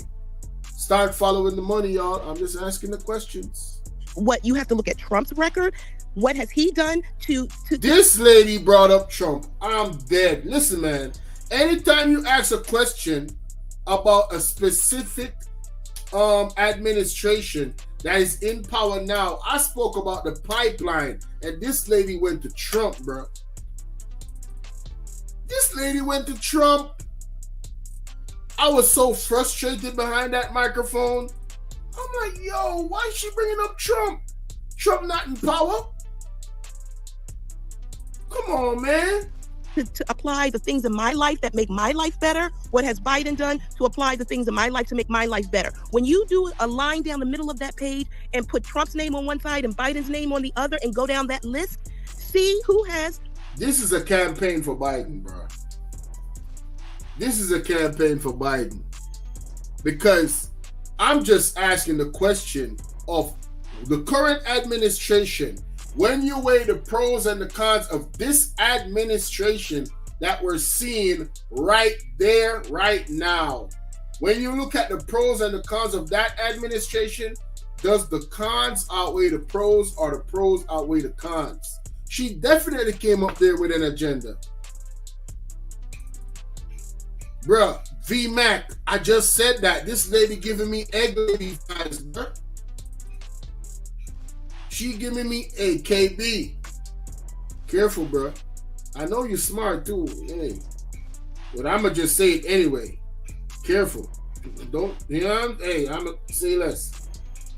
This lady got me thinking, yo, she is somehow connected to the egg body, bruh. Real talk. If I see her up there more randomly pushing this shit and coddling to KB, the way she, you know, she give me the Lion Larry vibes too, bruh. Well, that's very unfortunate. And this lady was up there talking about her experience, and she was just giving apologetic, like, but and excuses and no accountability for the present administration. The lady said, as this man came into power, her child's life changed. All the support that her autistic child was getting was gone. How do you not equate that? How do you not hold the Biden administration personally responsible? Oh, so because it's not your child? Oh, so because it's not happening to you? Excuse me. Whatever. Right? Man, listen. Persons with this type of thinking, I don't want to be in the same space with, bro. I'm sorry. I'm not sorry, as a matter of fact.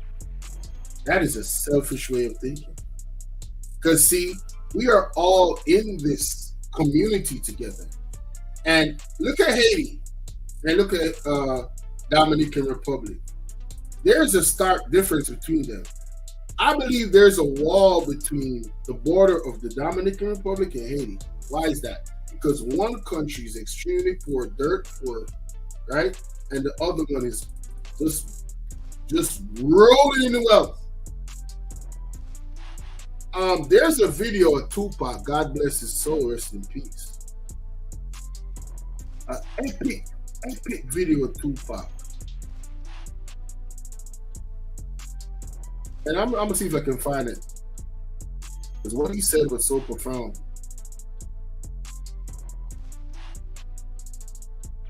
Right? He was talking about the churches. I think this is it. Yo, listen to this, man. Shout out to Tupac, man. Let me share my screen real quick and then go back to this. Listen to this, man. This is all freestyle, y'all. This is all freestyle. Hey, don't be afraid to show your love by hitting the donation. You know what I'm saying? And hitting the like button. Listen to Tupac right here. This world is such a and when I say this world, I mean it. I don't mean in an ideal sense. I mean in every day, every little thing you do. It's such a gimme. Everybody back off. You know, everybody's like, you taught that from school, everywhere. Big business. If you want to be successful, you want to be like Trump, gimme. Push. Step. Crush. That's how it all is. And it's like, nobody ever stopped. Just, you know, I feel like instead of us just being like, slavery's bad, slavery's down, bad whitey. I mean, all right, let's stop that. And everybody's smart enough to know that, I mean, we've been slighted and we want ours. And I don't mean by like ours, 40 acres in the mule, because we're past that. But we need help. I mean, for us to be on our own 2 feet, us meaning youth or us meaning black people, whatever you want to take it for. For us to be on our own 2 feet, we do need help because we have been here. We have been a good friend. If you want to make it a relationship type thing, we have been there, and now we deserve our payback. It's like you got a friend that you don't never look out for. You know, you dressed up in jewels. Now America's got jewels, and they paid and everything, and they lending money to everybody except us. And it's like, you know, everybody need a little help on their way to being, you know, self-reliant. You know what I'm saying? That's the whole thing about the album, about the Special Olympics. Yo. Tell me one thing he said that he's wrong about so far. You see how he's setting this up? You see how this dude was wise beyond his years. Shout out to Tupac. Dude was wise beyond his years. He was an old goddamn soul. There was method to his madness. right? Listen to the brother, man. Everybody need a little something and they to be independent. No independent person just grew up and was born independent. You worked and you learned teamwork and you learned cooperation and unity and struggle, and then you became independent. Big facts. There is no individual that has accumulated massive amounts of wealth that had no help. None, not one. The only way, and you being born into a situation does not apply. I'm talking about you having to start from scratch. You having to grow and build. Everybody has help. Everybody gets help. Every single person gets help. And we have to teach that and instill that. And why is it that they want to do that? I mean, if this is truly a melting pot in the country where we care about and Lady Liberty got a hand like I guess she really loves us, then we really need to be like that. And it needs to be the black kids. And if there's a white person who got money, then he need to help them. He need to help black kids, Mexican kids, Korean kids, whatever. But it needs to be real. And it need to be before we all die. And then you say, oh, I made a mistake. We should have gave them some money. We really should have helped these folks. It's going to be too late. You know what I'm saying? And then that's when you got to pay your own karma. And that's when God make you punish. When God punishes you. Because I feel like, you know, it's too much money here. I mean, nobody should be hitting lotto for 36 million and we got people starving in the streets. That's not idealistic. That's just real. That is just stupid. There's no way, Michael. Bruh, the bro is preaching to my soul. Let me play that back. Kids, if there's a white person who got money, then you need to help them. He need to help black kids, Mexican kids, Korean kids, whatever. But it need to be real. And it need to be before we all die. And then you say, oh, I made a mistake. We should have gave them some money. We really should have helped these folks. It's going to be too late. You know what I'm saying? And then that's when you got to pay your own karma. And that's when God make you punish. When God punishes you. Because I feel like, you know, it's too much money here. I mean, nobody should be hitting lotto for 36 million and we got people starving in the streets. That is not idealistic. That's just real. That is just stupid. There's no way Michael Jackson should have, or whoever Jackson, should have $1 million, $1 billion, and then there's people starving. There's no way. There's no way. No way it should be happening, bro. Ain't no way. It shouldn't be happening. And nobody's saying give anybody any handouts. I'm saying, where's the opportunity? The opportunity spread needs to, you know what I'm saying? We need to have that opportunity spread, bro. Real talk. Hey, these people should own planes and their people don't have houses, apartments, shacks, drawers, pants. If they earned it, then I think that that's good. I think that they deserve it. But even if you earned it, you still owe. Because look at me, I don't have that mega money, but I feel guilty walking by somebody. I got to give them some mail. And if I know I got $3,000 in my pocket, I feel like it's wrong to give that person a quarter or $1. It's wrong. You know what you got in your pocket. And that's wrong. No matter what they do, if they take it and drink it, they take it and drink it. But I mean, you got. You understand? And we all know how hard it is, and it's not about if you're good or you bad. So since it's not about if you're good or you bad, we know that because he don't got, don't mean he was bad, or don't mean he's a criminal, or don't mean he's crazy, or a drug addict, or none of that. It just means he don't got. And ain't it bad that you got 30? I mean, can you imagine? Yo, Tupac is speaking to people's humanity in this video. The dude is speaking to your humanity. Where is your humanity? How do you acquire so much wealth, right? With getting help. Obviously, you got help. Who did you help?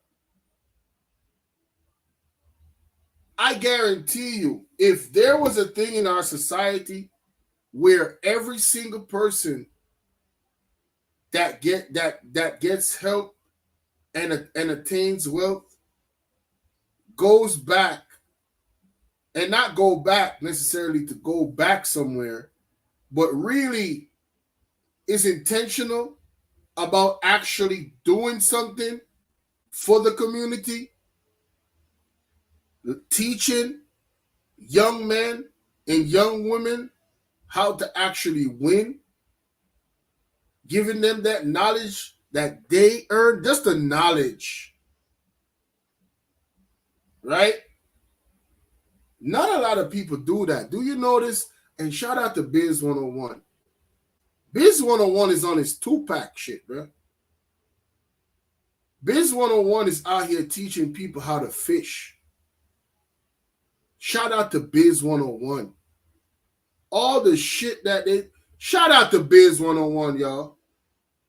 Put Biz 101 in the chat. Salute to Biz 101. Biz 101 is on his Tupac-ish, bro.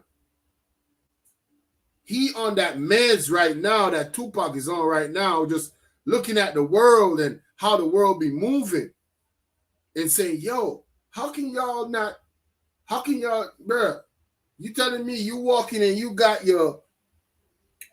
all your ish on, your Chanel, all, you know what I'm saying, all that, you got, you know what I'm saying, you all decked out, you smelling good, you got your, you know what I'm saying, expensive cologne on, and you walk past somebody less fortunate and you got all this money in your pocket on your credit card, and you telling me your humanity doesn't kick in, right? Damn. Phoenix Rising in the building. What it do, baby? Just somebody having $32 million. $32 million. And this person has nothing. And you can sleep.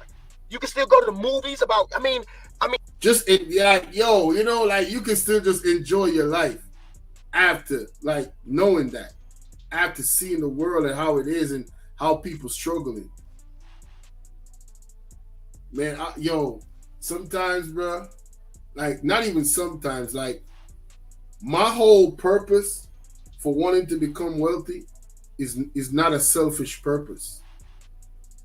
Because I don't need that much to live. I don't need that much to live. I really don't. Right?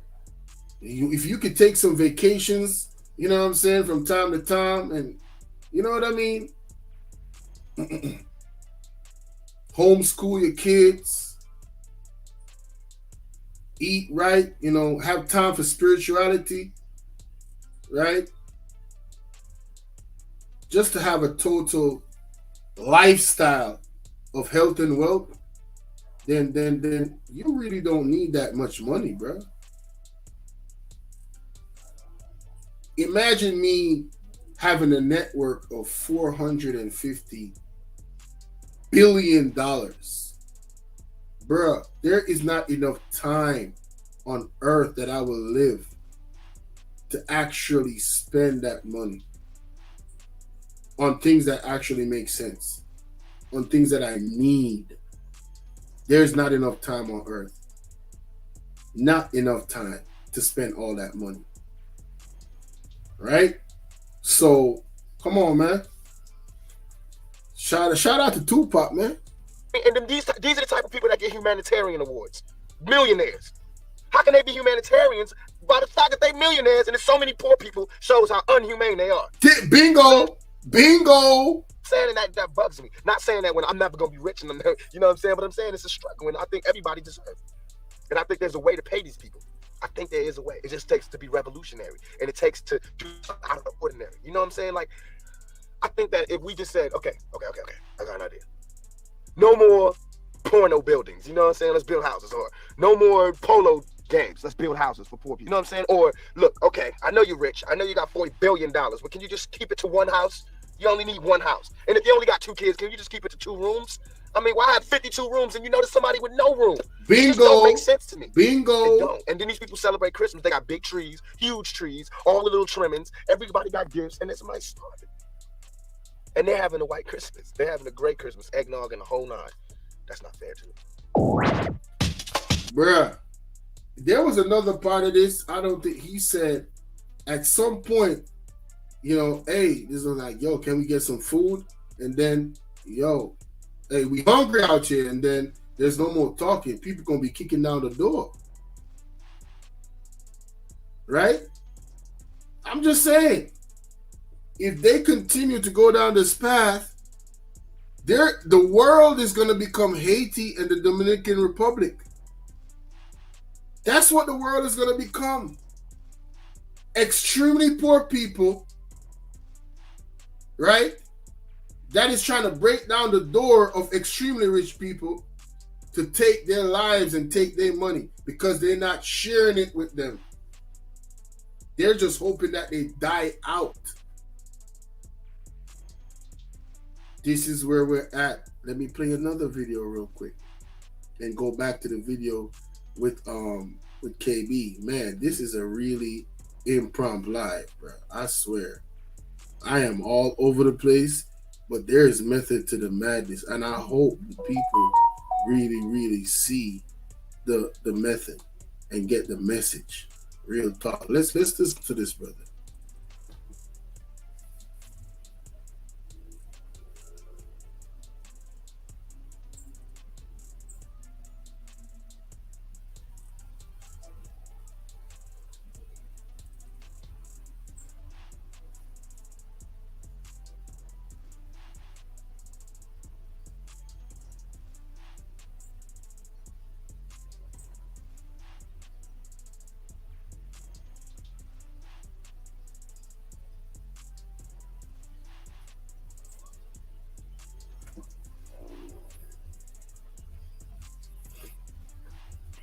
Y'all not hearing the sound?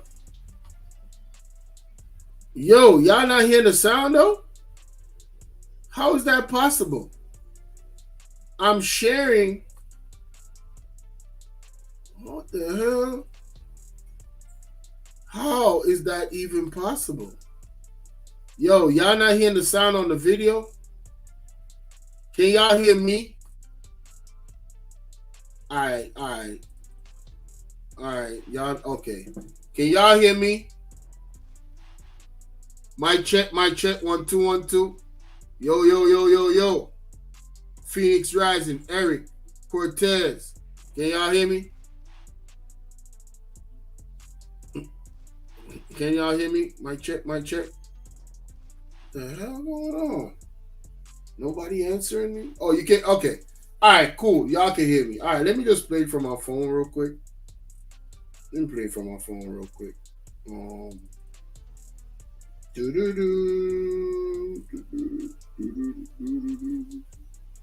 you know that a tree has to grow in two directions at the same time? Did you know that? A tree has to grow in two. It's always growing in two directions at the same time. It's growing down and it's growing up. And what's interesting, if you could see the part of the tree that's under the ground, it looks very similar to the part of the tree that's above the ground. The root system is very similar to the fruit system. I never thought about that. See what's happening? Look at, right, exactly. Look what's happening to your face right now. I see millions of trees. Right. And so something as common as a tree, but watch this. Here's what's interesting about a tree. The nature of a tree is that it is both gravitropic and phototropic. Now, you've never probably heard, maybe, have you ever heard of the word gravitropic before? Phototropic? Never. Okay. So gravitropic means it grows away from light and towards gravity. That's the root system. It's gravitropic in nature. So the seed goes in the ground, and then the tree starts growing down before it starts growing up. Now, here's what's interesting. When the seed is under the ground, it's dark under the ground, it's damp, and it has resistance. The root system has resistance. It has to push through the dirt to go down further, right? Well, once it breaks through the earth growing up, there's no more resistance. And the part of the tree that's above the earth grows towards light and away from gravity. So the tree is growing in two directions at the same time. Okay, how does that help me in my life, though? That sounds really cool, right? Well, that is one of the most beautiful pictures of the way life works that you've ever seen, that I've ever seen. How? It's the work that you do in the dark when it's difficult and damp. It makes the work that you do that everybody sees in the light work.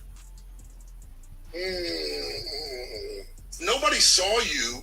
Everybody sees you now in this beautiful studio, on this podcast, on Instagram Live, on YouTube, on whatever. Everybody can see that. Oh my goodness, David Shands. But they didn't see the gravitropic nature of your journey while you were on your way here, working deep into the wee hours of the morning to become the person. That's the root system.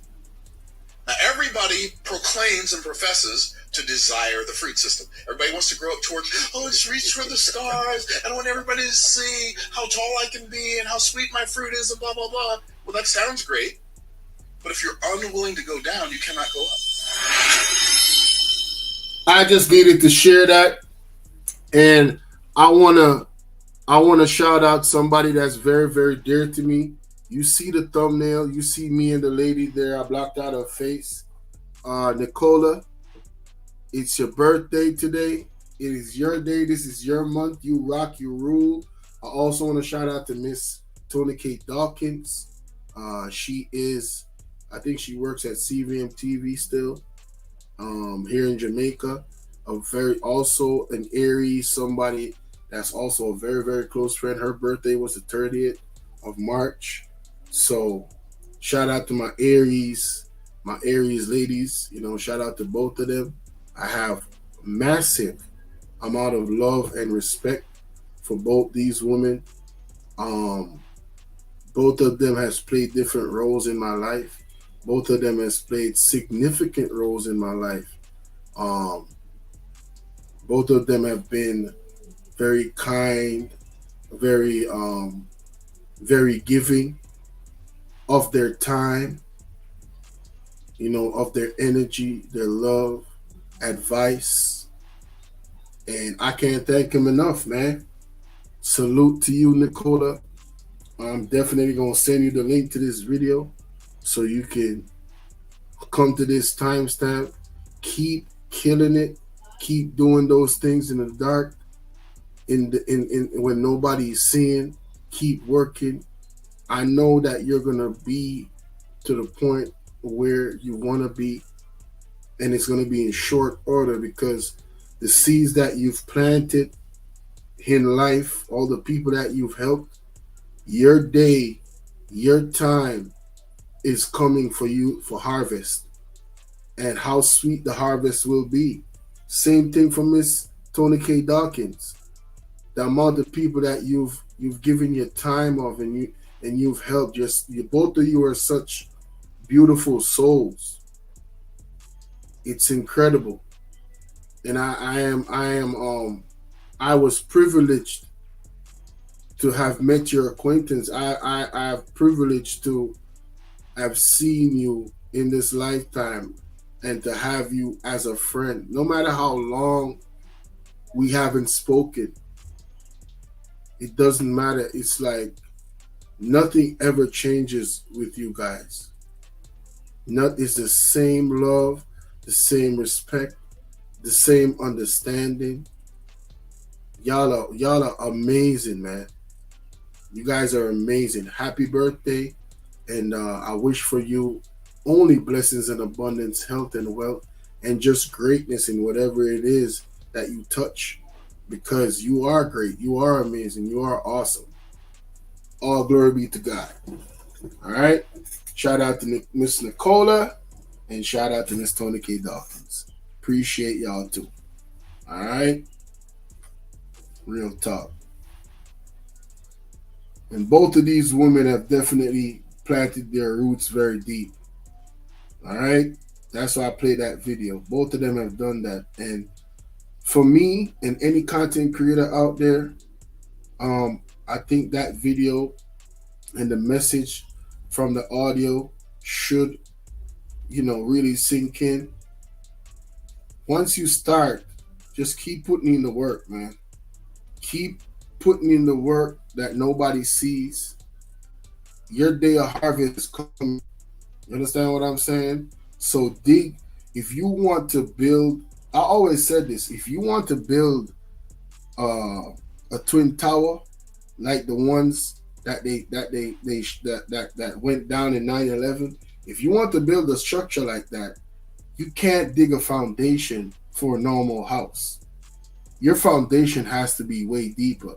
And in the same way a tree digs its foundation with its roots, depending on the size of the tree, it's the same.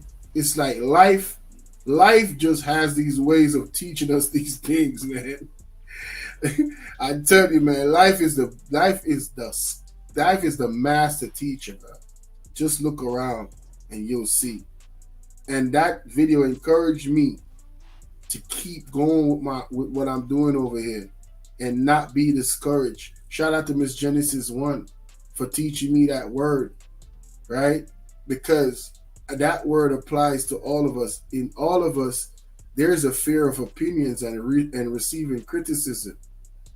You know how damn deep you say, man, that channel is dead. Such and such channel is dead. You know what I'm saying? It's like fear can come over you of not being in that position.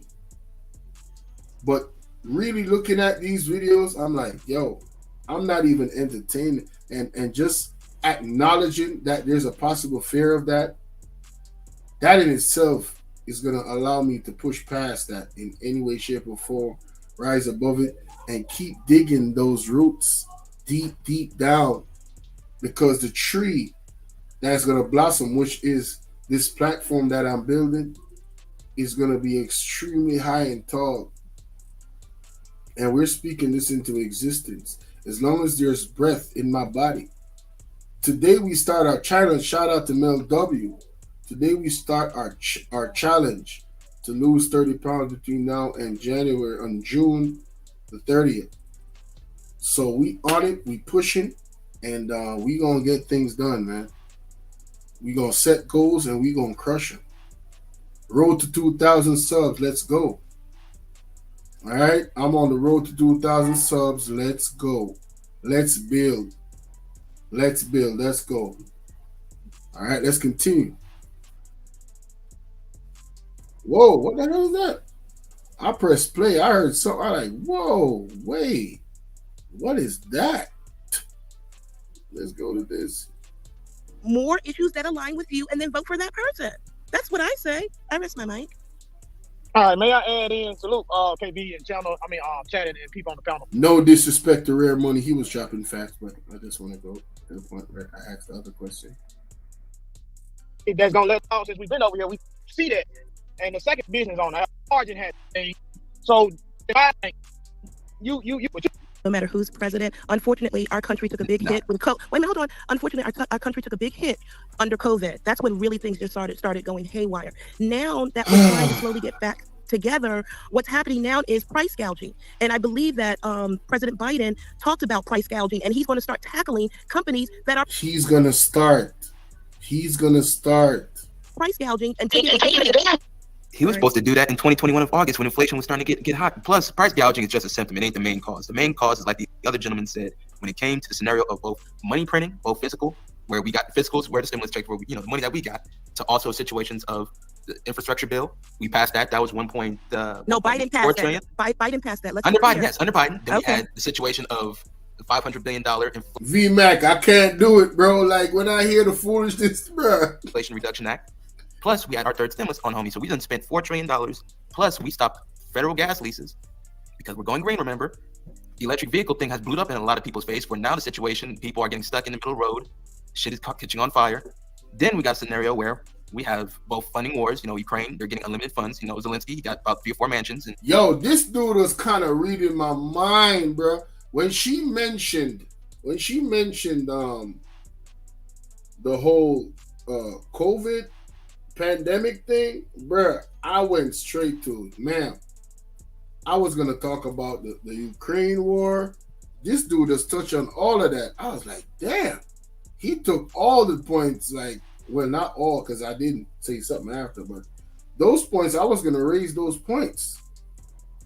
2 yachts right now. They're not getting funded right now because the Republican-led Congress won't pass the bill for to support. Remember, they're our allies. They're our allies. So we need to help our allies. And we also need to require for more people to put more money in the kitty. If we're going to keep fighting this, we can't fight this by ourselves. If we're supposed, like I said, we're an alliance. If we're supposed to be an alliance, we can't just do this all in one. But a lot of people are tired of giving Ukraine bread.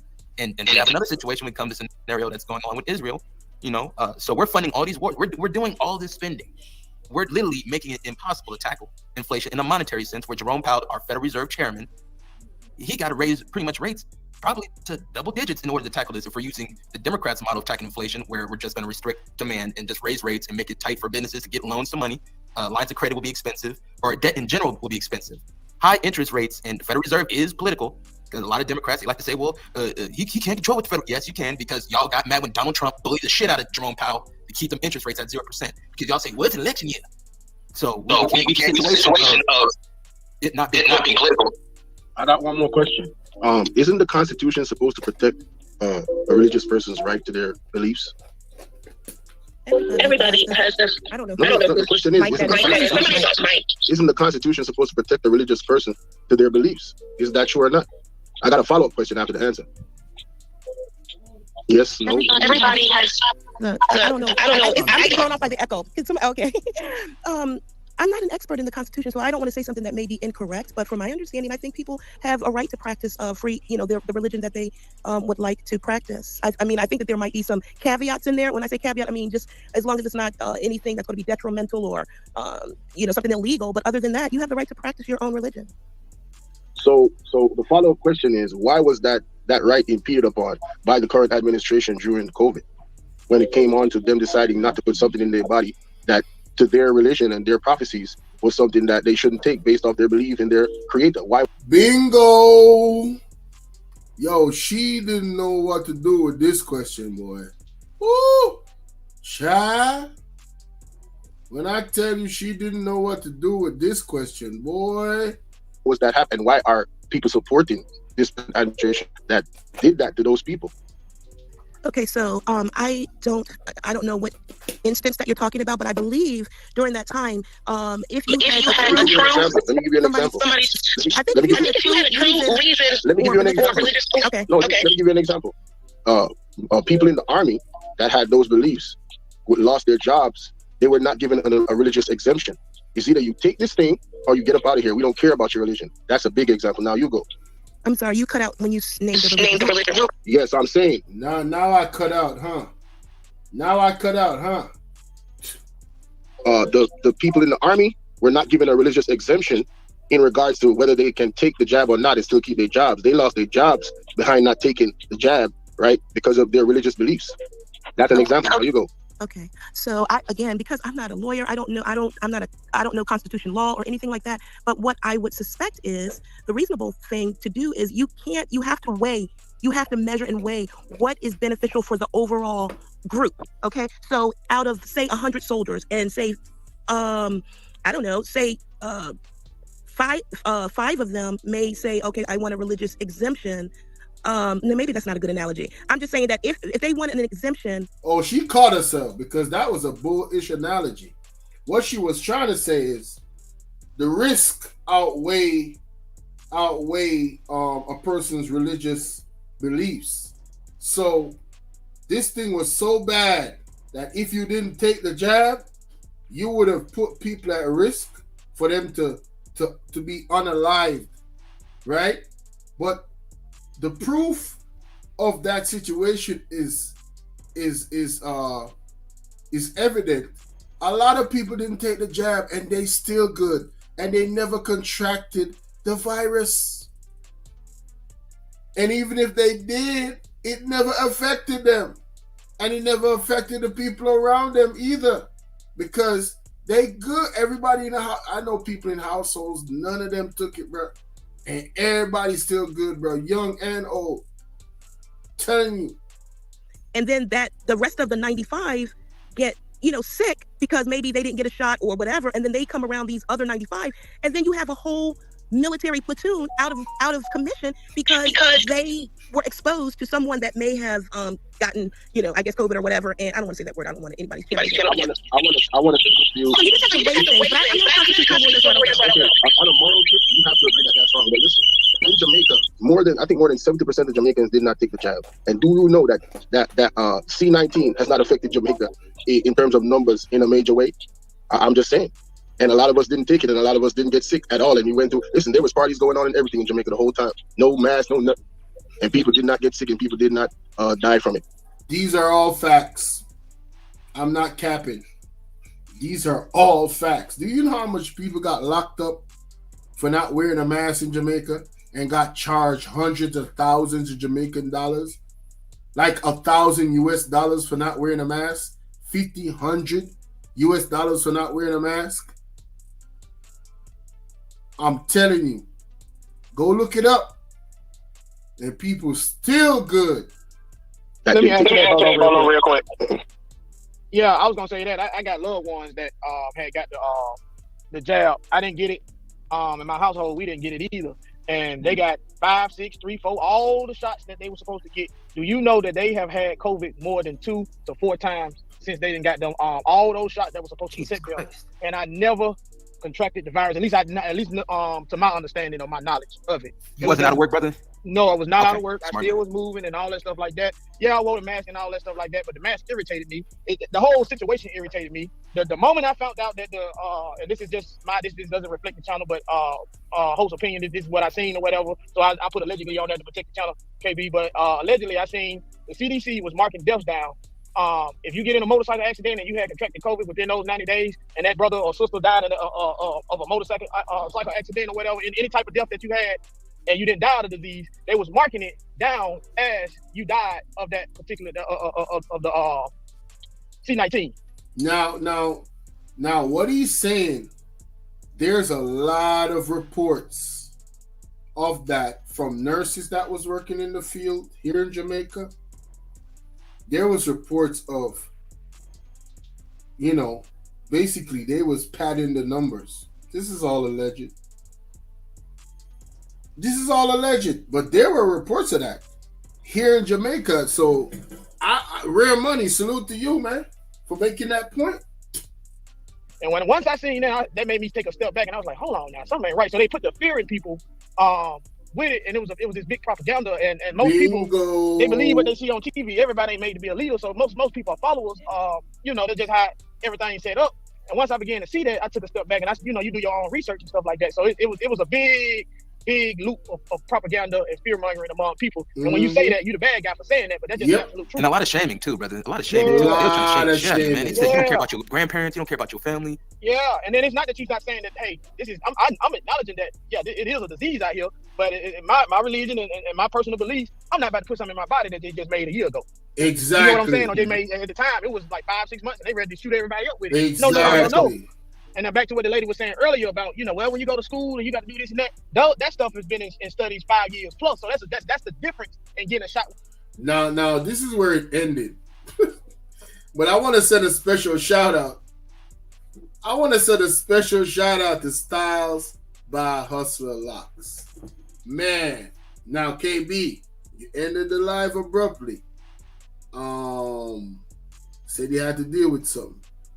If it was anybody else, I would have thought you was running from this smoke, man. Yo, Styles by Hustler said, it's giving me bye-bye lady. You know what I'm saying? Please go to such and such website for your delicious organic blends. Yo, she paid $50 to drop her down, bro. And I was in the back like, yeah. Bro, I was tired of the capping. I was tired of the just apologeticness of this lady. I mean, what else how much things do you allow a government to get away with before you verbally lash them? How much things do you allow them to get away with? I hope she looks up the pipeline situation, and let me play that video before I go. This is the last video I'm gonna play. And then I'm gonna go up out of here. YouTube. Robert Kiyosaki speaking on Joe.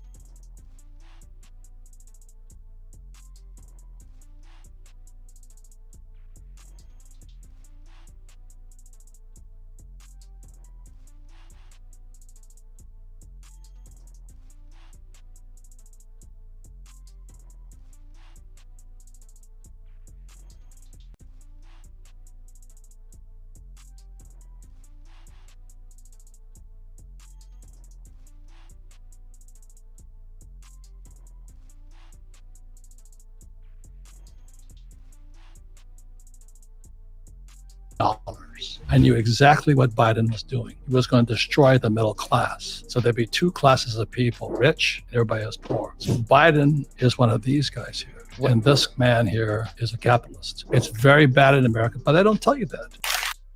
America is one of the most corrupt countries. Look at this guy, President Biden, biggest criminal I've ever seen. He's terrible, man. The reason I know that is I'm a capitalist. Biden is a communist. So in 2020, Biden gets elected. He beats my friend Donald Trump, very good friend of mine. We're capitalists. But the communists and the socialists and the crooks ate him. I'm an oil guy. I own oil wells like Mr. Tata. See, the rich own commodities.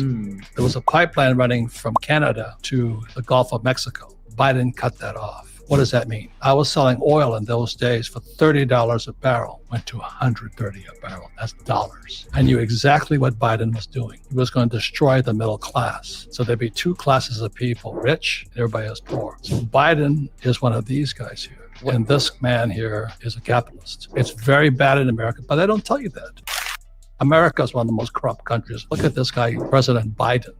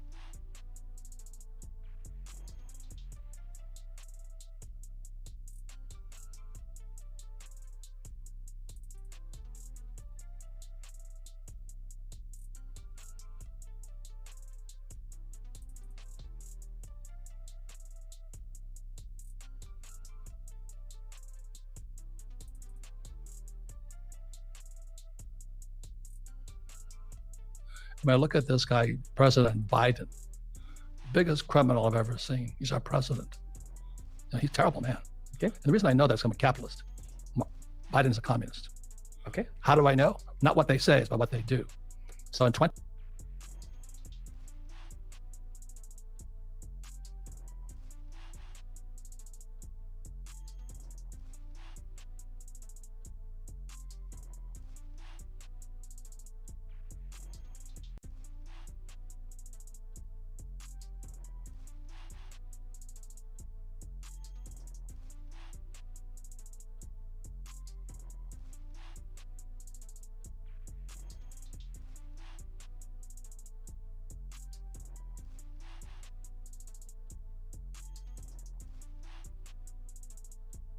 January 2020 this year, Biden gets elected.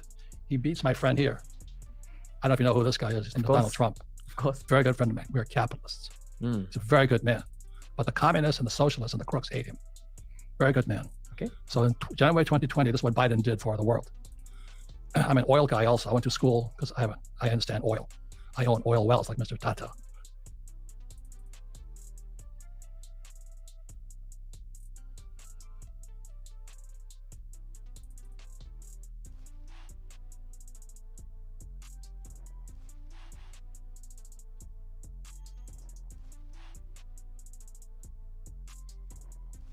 So the rich own commodities.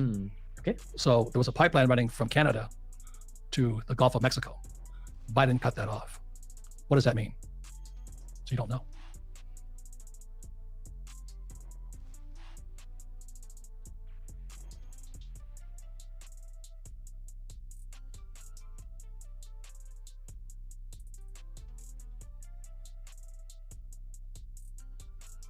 What did he do? He cut that pipeline off. It said I was selling oil in those days for $30 a barrel. Went to $130 a barrel. That's dollars.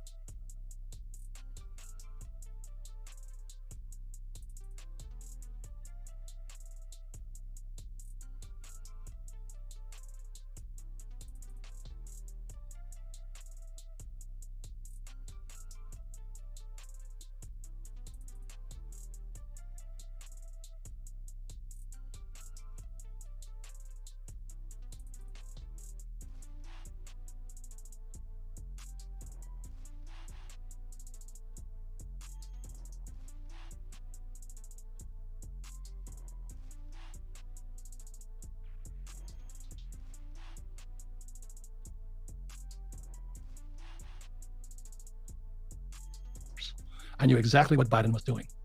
He was going to destroy the middle class. So there'd be two classes of people, rich, everybody was poor. So Biden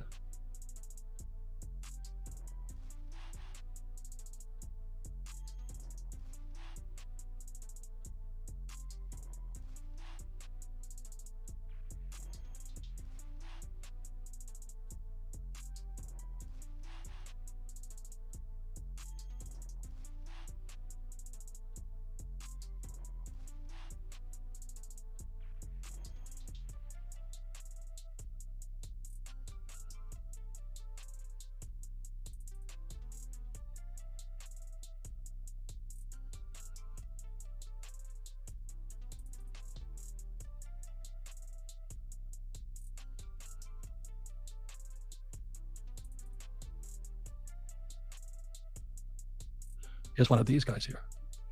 And this man here is a capitalist. Yeah. So it's very bad in America, but I don't tell you that. Yeah. As an American, why don't you draw out a picture of what you think America is right now and where it's going? I tell all the time. Okay. That's why that's for the Indian audiences, because you're one of the most respected Americans, at least in Indian society. And some people, yes. No, generally, if someone takes your name in Indian society, see, we know you through your books and the YouTube videos made about your books. Yes, so we have Hindi explanations about Rich Dad Poor Dad. Like a friend of mine, Seekan, actually makes a bunch of them. You're a great representative of America on a world stage, at least for us. Thank you. So I would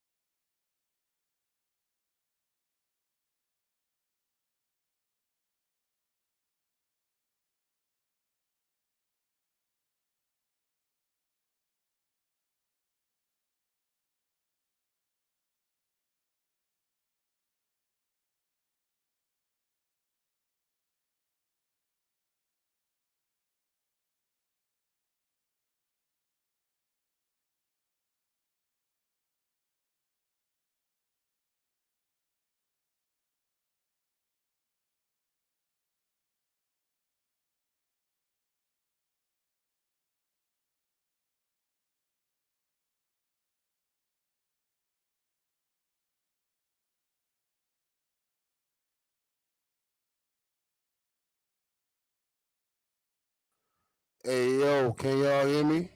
Yo, mic check, 1 2 1 2. Can y'all hear me? Damn, this crazy. Yo, yo, yo, yo, yo, yo, yo. All right, you can hear me. Man, this crazy, bro. As soon as I start talking about Joe Biden, my microphone start going out, bro. My all my ish just went down. My audio just went down. That's crazy. Anyway, I'm gonna end this thing because I guess we touching too much major ish. Too much politics on one day. I'm probably gonna not even. I'm probably gonna not even talk about this issue anymore. If you catch this live, you catch it. I think I made my point. Yo, we gotta really think about how we approaching this thing, man. We gotta start looking at what these people doing and not what they saying only. Compare what they saying to what they doing. Is the action matching the words? And then look at their action and see what their action is yielding. What is the fruits of their actions? All right. And if it's not in the best interest of the collective, meaning everyone, then I don't see why you should align yourself with that. Because at the end of the day, you can be a part of the collective at any point in time, meaning you might be doing well now because that person is in power. But if their actions is not for the collective, at some point they could betray you as well.